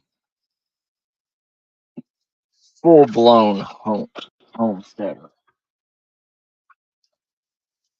There's a difference between being a survivalist, being a prepper, being a homesteader. Homesteaders, homesteaders are people that think that they are going back to the ways of old. They are the ones that think that they're going to have this full up and running farm full of meat, vegetables, everything in a that's a great idea for a perfect scenario.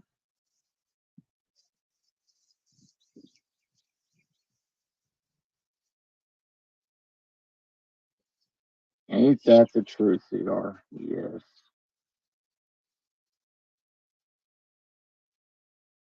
Homesteading in an apocalypse, in a end of the world scenario, is not feasible because you have to realize how many mouths you are feeding constantly.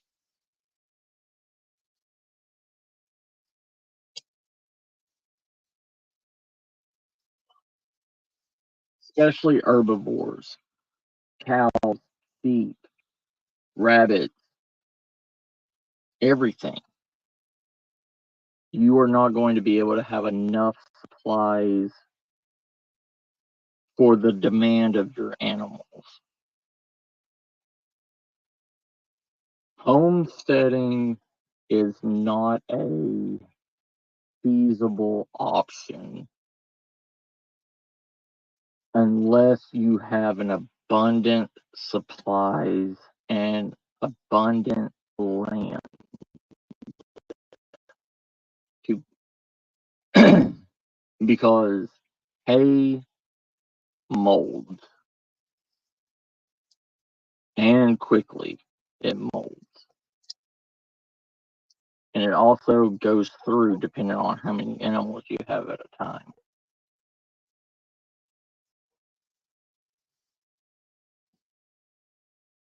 If you have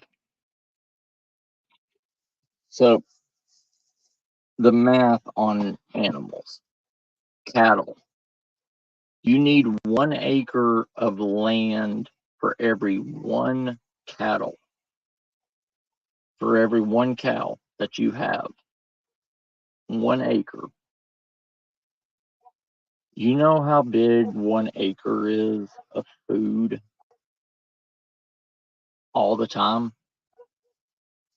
That is a non-feasible option in the end of the world. 90% of these food sources that is abundant right now will not be in times.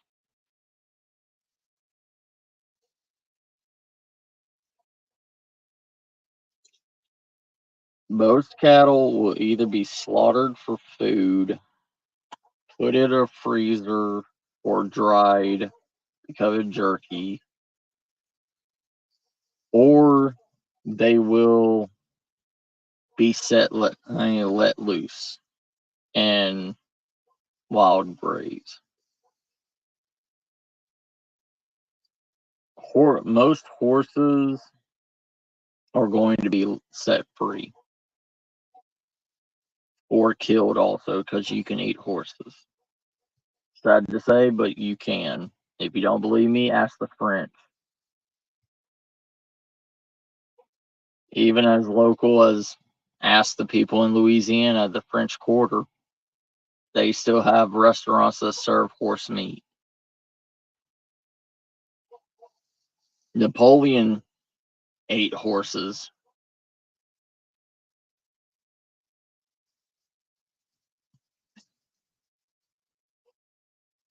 Everything is edible. It's just modern society has told us different. And I mean, there's so many resources that we should be harvesting, but we don't because of quote unquote PETA and these animal rights activists. But we are herbivores for a reason. We will eat anything that is put in front of us if we're starving enough. Starvation will change anybody. Right. Yeah, dandelions. You can eat dandelions. I grew up eating dandelion salad during the springtime. Dandelion tea, dandelion coffee.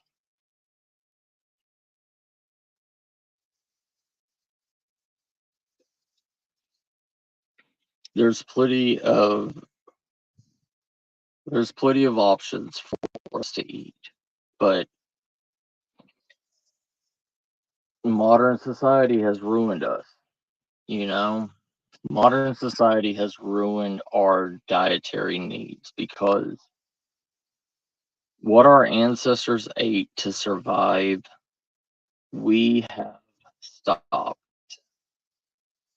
We have stopped eating all that.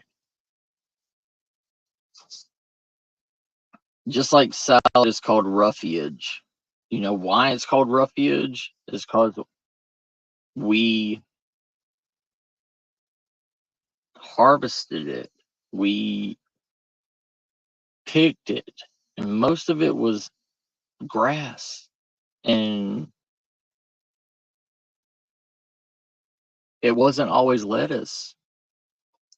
It was wild plants that we put together. Yeah. Yeah, like the French, yeah. I mean, we wouldn't have bread if we didn't harvest and eat wheat. If we didn't understand how to grind it up and cook it. Yeah, yeah, C4, yeah.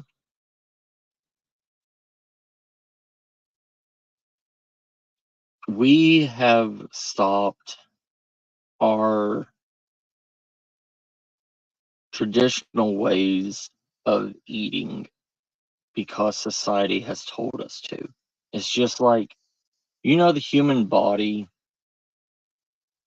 processes raw meat better than well done meat because our bodies are used to eating raw meat. Our digestive system, our stomach acids is meant to, our stomach acids are stronger to digest raw meat because it's easier for our stomach acids.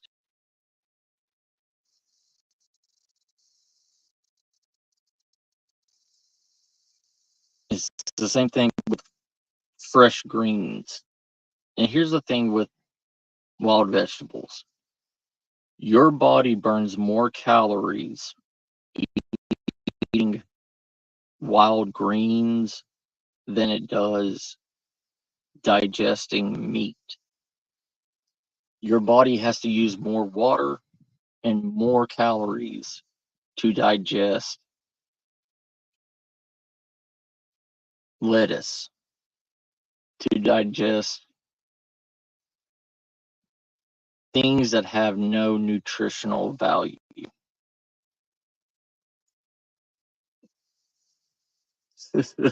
Sorry, CR brother. But I mean, that's just the truth in the matter. And that's why you see more vegetarians skinny than you do meat eaters because their body is using more calories to digest vegan food, vegetables, salads, all that stuff, than it is digesting a chicken breast or a hamburger.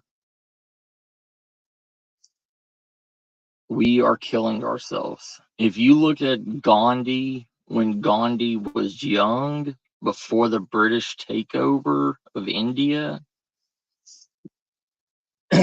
Gandhi was skinnier during the British takeover than he was when he was younger, because he was having to digest beans and digest rice and digest other things instead of what he was normally eating.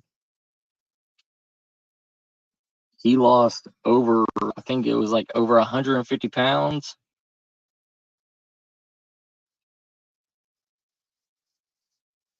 Eating just a cup of beans a day with nothing, no meat added to it.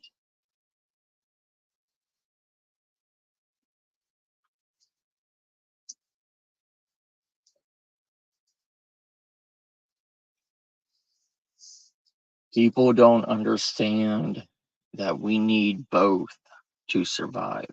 We need both. And I'm talking about not going to go get poke salad or anything like that. I'm talking about actually eating vegetables,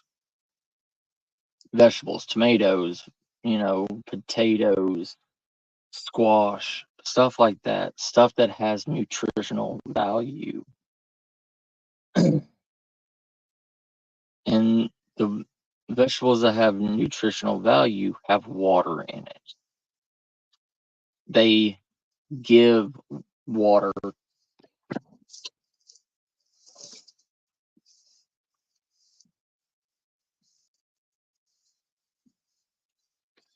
Sorry.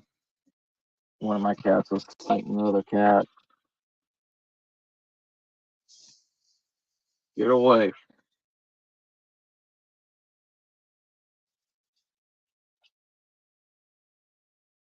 They are if you add the right stuff to them. Every bean, the beans that you eat, there's always meat added to it.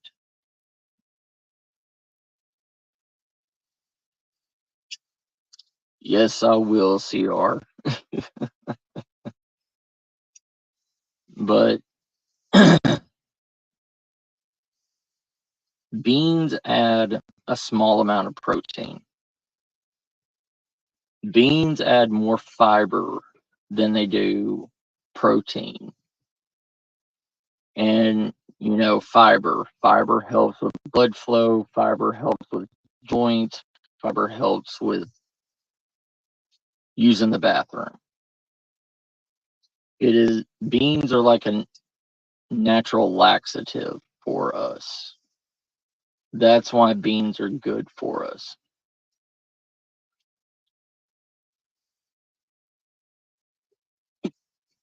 And yes, you can eat beans. But the only thing with beans is beans are just beans and water. That's all it is. What little nutritional value you get out of beans, protein wise, you use just as many calories as you intake from the beans to digest it.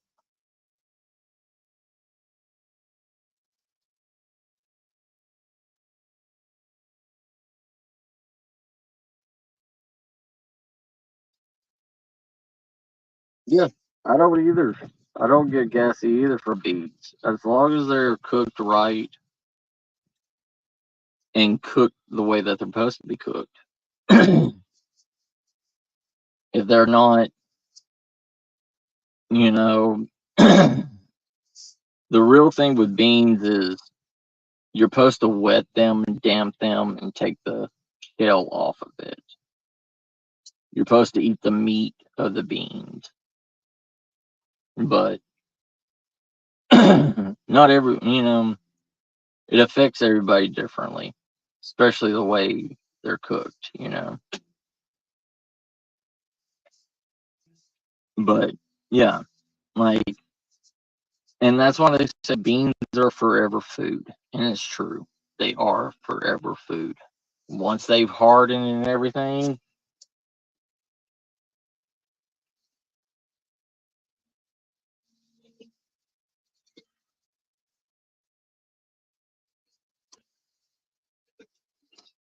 stop fighting.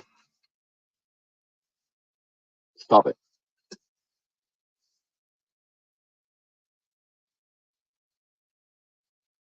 Anyways, sorry about that. I'm sorry, CR. All right, enough of the food. Food is that. It's food.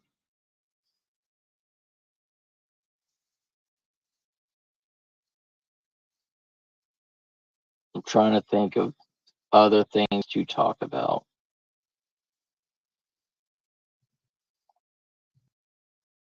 Let's go back to the homesteading stuff. The homesteading, preppers, and survivalists. Okay.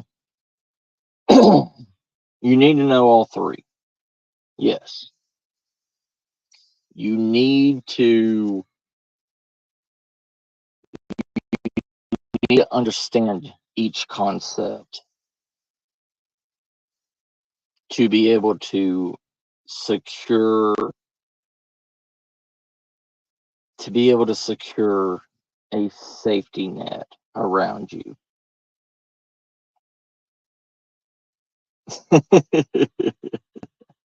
Right, right.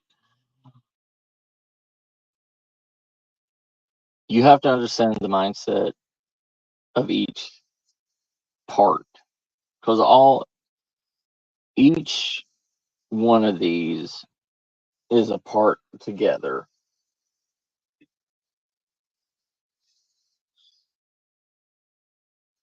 It's like a triforce of one knowledge.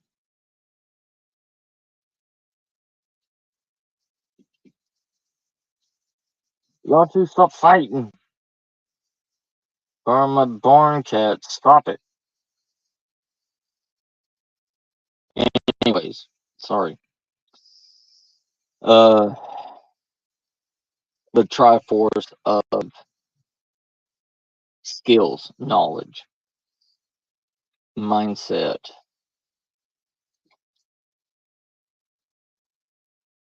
Survivalists. Survivalists know when to handle a situation, how to handle a situation. But it's survivalism is more of getting out of a dangerous situation to survive. It's not a I'm going to go into the woods and make a house and live in the woods forever. That's not survivalism. Survivalism is you're in a situation where you need to get out. You need to get to safety. You know how to survive, and you have to get the willpower to survive the situation that you're in. Prepping is kind of the same way. Prepping is you have all the resources you need at hand for when a fallout situation happens. Homesteading. Homesteading is a mindset of I want to get away from modern civilization and be able to grow and obtain the resources that I need to never have to go back into society again. Right, right, brother. Survivalists, there's multiple different ways to be a survivalist. There's bushcrafters. Bushcrafters can go into the wilderness, make whatever they need, make whatever they need out of what nature provides them. If they are stuck in a situation, they can create what they need. Survivalists are people that are semi prepared with some form of kit that is already pre made, pre assembled to what they need to get out of a situation.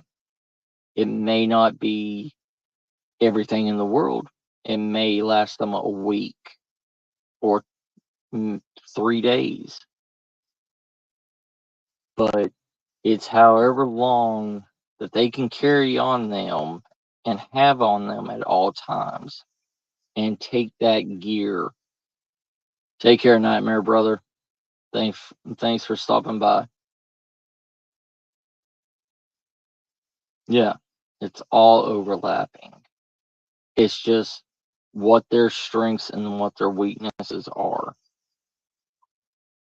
Survivalists know semi things, what they've learned over their years of training.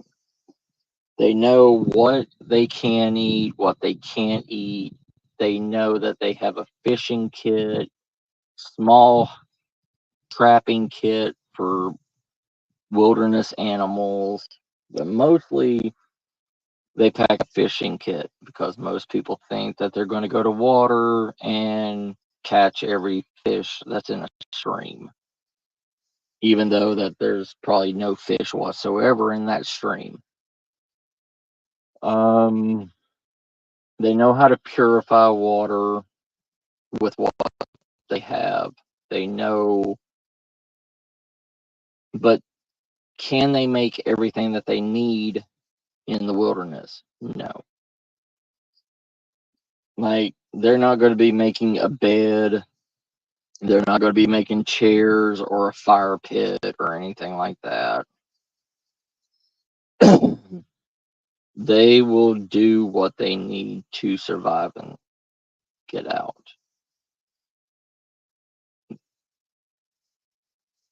Most survivalists don't even know when to take their kit with them, their full actual kit with them, because they don't know when a survival situation is going to happen. Most of the time, you get people that think they're survivalists and they get trapped or lost or turned around in the most mundane situation. It's not like bushcrafters that literally go into the wilderness to get lost.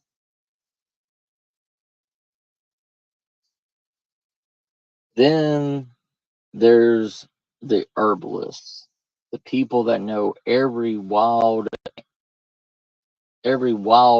edible object in the world. They go mushroom hunting on the weekends. They go, seeing every wild edible, can identify everything in the world.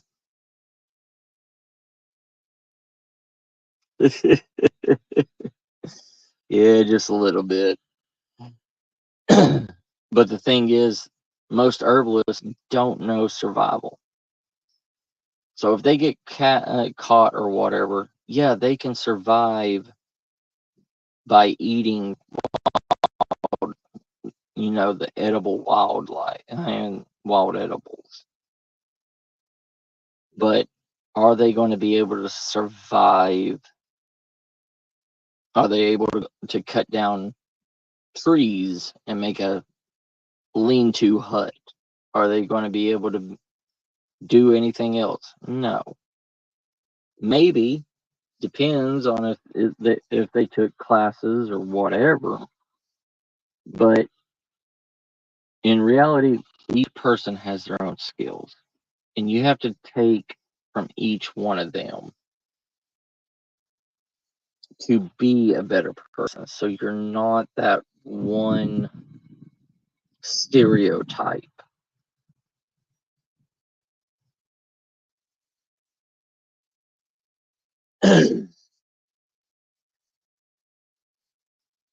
you It's like an oxymoron. You can't make fun of one without making fun of the others. You can't discuss a situation without talking, saying the pros and cons of each thing. You have to know the strengths. You have to know the weaknesses. And trust me, I've met plenty of those born survivors that say all I need is my knife, and you could throw me in any wilderness and I can live just with a knife. I can make it back to civilization and everything as long as I got a knife on me. Yeah. Yeah. Yeah, you have to be a jack of all trades and a master of none. Because if you just study at one, you lose everything else. And it's hard even for me to remember every small little detail of everything, the names and all this stuff.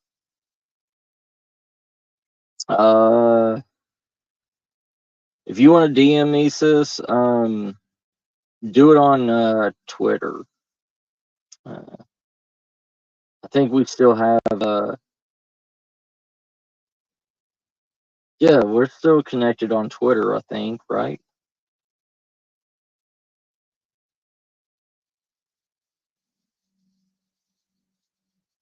Yeah. I mean, the human brain can only recall and remember so much. And you may be able to recall some form of information depending on the situation that you're in. That you may not know how to describe it out, like this, like talking. You may not be able to describe it or be able to do it, but you've read it, you know it, and you've seen it physically. And it takes that time, and your body and your mind will remember how to do it out of the blue. It's called survival instinct.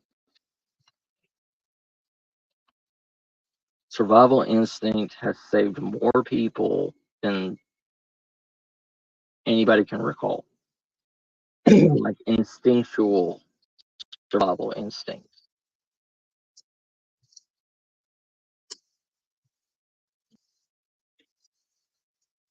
Survival instincts kicks in. Your mind will even make you do things and eat things that you didn't even know that you could eat. That is the primitive part of us that we still do have. Yes, we don't acknowledge it because we live in perfect society now. But when you're in the wilderness, when you're alone, your primal urges, your primal instincts kick in. It is that way of the ancestor that they call it. You know,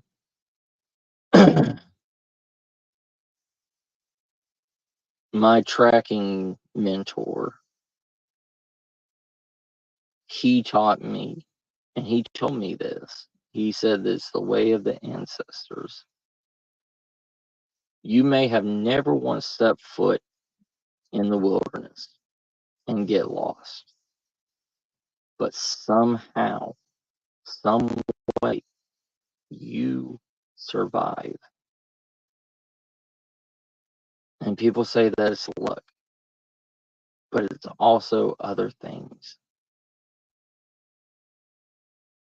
There's some form, some kind of blockage that opens up in dire situations, turns you different. Just like in Survivor and Naked and Afraid, you have seen people on those shows literally do something that they've never done before in their life to survive. You've seen people that have captured snakes and grabbed snakes and knew how to grab them and hold them and never handled a snake before in their life. Right, yeah.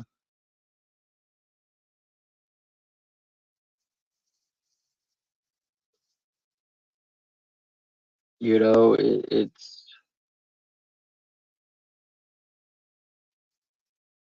the human body, the human body.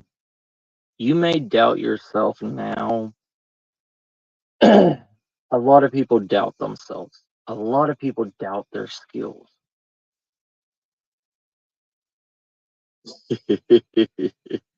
Yeah. I hate autocorrect too, brother. But you may doubt yourself in everyday life.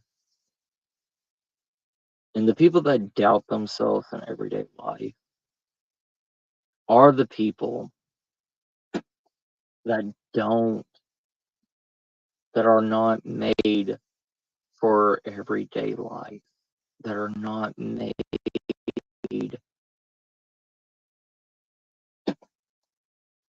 that are not made for city life, that are not made for a 9-to-5 job.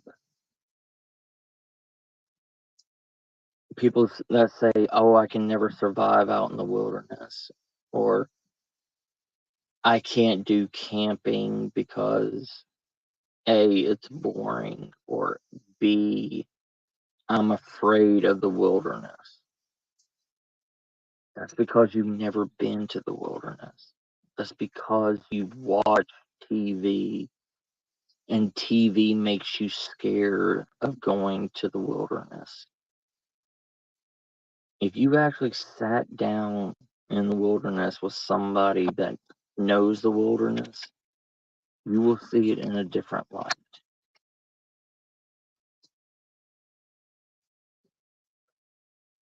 You have to know that the wilderness, yes, the wilderness can kill you, but you also have to realize that the human that lives two doors down from you can kill you just as quick as a mountain lion or as quick as a bear. I mean, and you think you're going to eat something in the wilderness? You can go to a restaurant today and get food poisoning and die in the hospital. There's a chance of dying. You have just as much chance of dying in your perfect world as you do in the wilderness. You have a higher chance of dying in your perfect world than you do in the wilderness.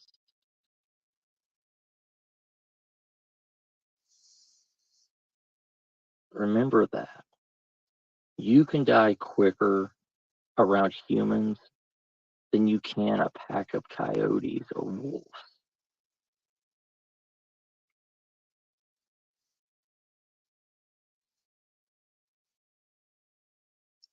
The only time animals will truly come after a human is either A, because they're hungry, they're starving, they haven't had anything to eat, or two, they're protecting something, either their babies or their den. And most of the time, they give you warnings before. Even a rattlesnake will warn you before it strikes. Every creature will give you a warning, just like a human will.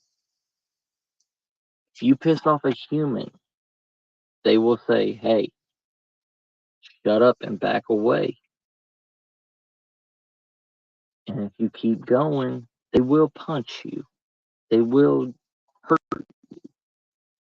It's the same thing with the animal kingdom. We are no different than the wild animals that live every day in the wilderness. A rattlesnake will rattle its tail to warn you. A water moccasin will hiss and rear back. A bear will growl at you and give a bluff charge to intimidate you, to make you back away. Mountain lions will stalk you. Yes, they will stalk you, and they will attack you from behind. But most mountain lion attacks, they stop before they attack to let you see them. And if you see them, then you can back up and know your situation. Everything gives you a warning. Even even squirrels give you warnings before they throw. They'll throw nuts at you. They'll chitter.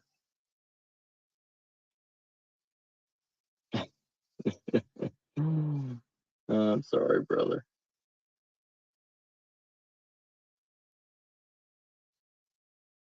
You have to read the signs. It's just like if you go into gang territory, they will make themselves known to you. They will show you that they're watching you. They will even come up and, you know, ask you what you're doing in their territory. It's the same mindset. What's the good news, Ron? Tell me, brother.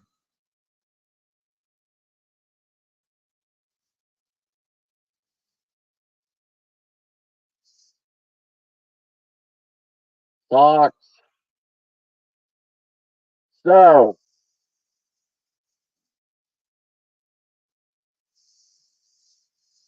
there's snow. Ginger!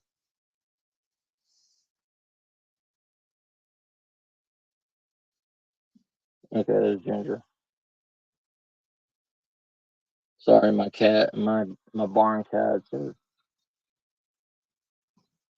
fighting something. December socks, where are y'all? Got my two girls here. My two boys are somewhere. Anyways,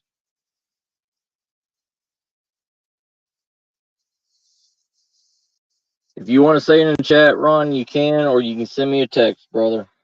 Whichever one. I'll get both.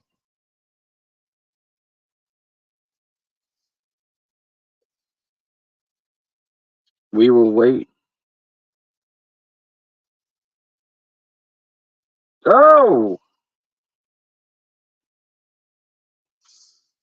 I'm going to be an uncle again? Oh, shit.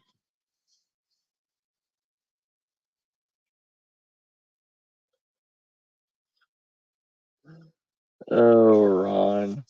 I love you, brother.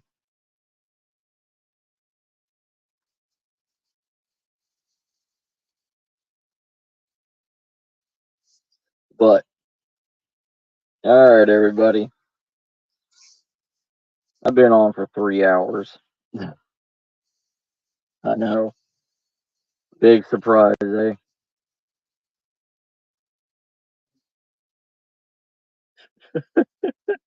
You're pregnant.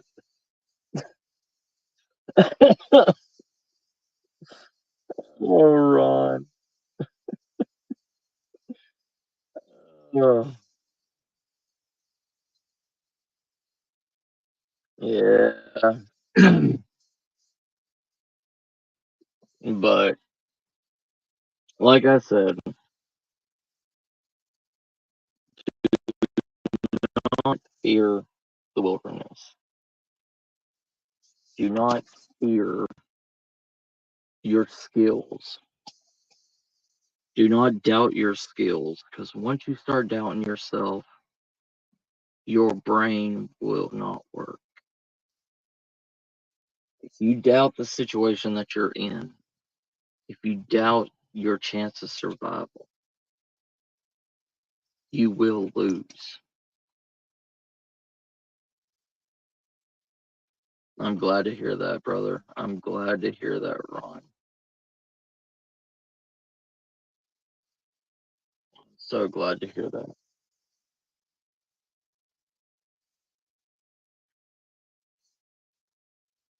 Never put yourself down, no matter how hard the situation is, no matter the skill that you are trying to do, even if you fail at it multiple times. Learn it, try it, because it may not work for you right now because you are pushing yourself too hard to do it, and that's going to lead to doubt. Because you may actually need it.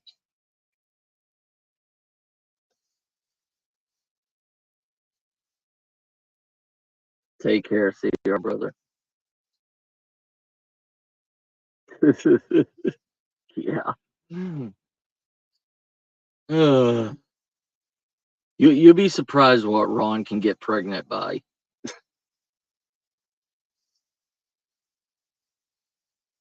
All right, everybody. I love y'all. Thank y'all. We will do more of this. I know I've been gone for a while, but I'm going to start bringing out more shorts and do a lot more stuff because I'm going to have more free time to do things. So, all right, everybody. I love you. Take care of yourselves and never give up hope on yourself. Never. Because we are human. We can do anything. That's why we've been around for God knows how long.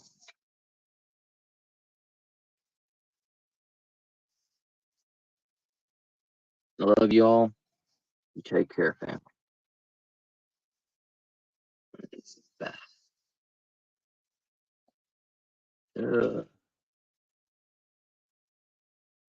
Toodles.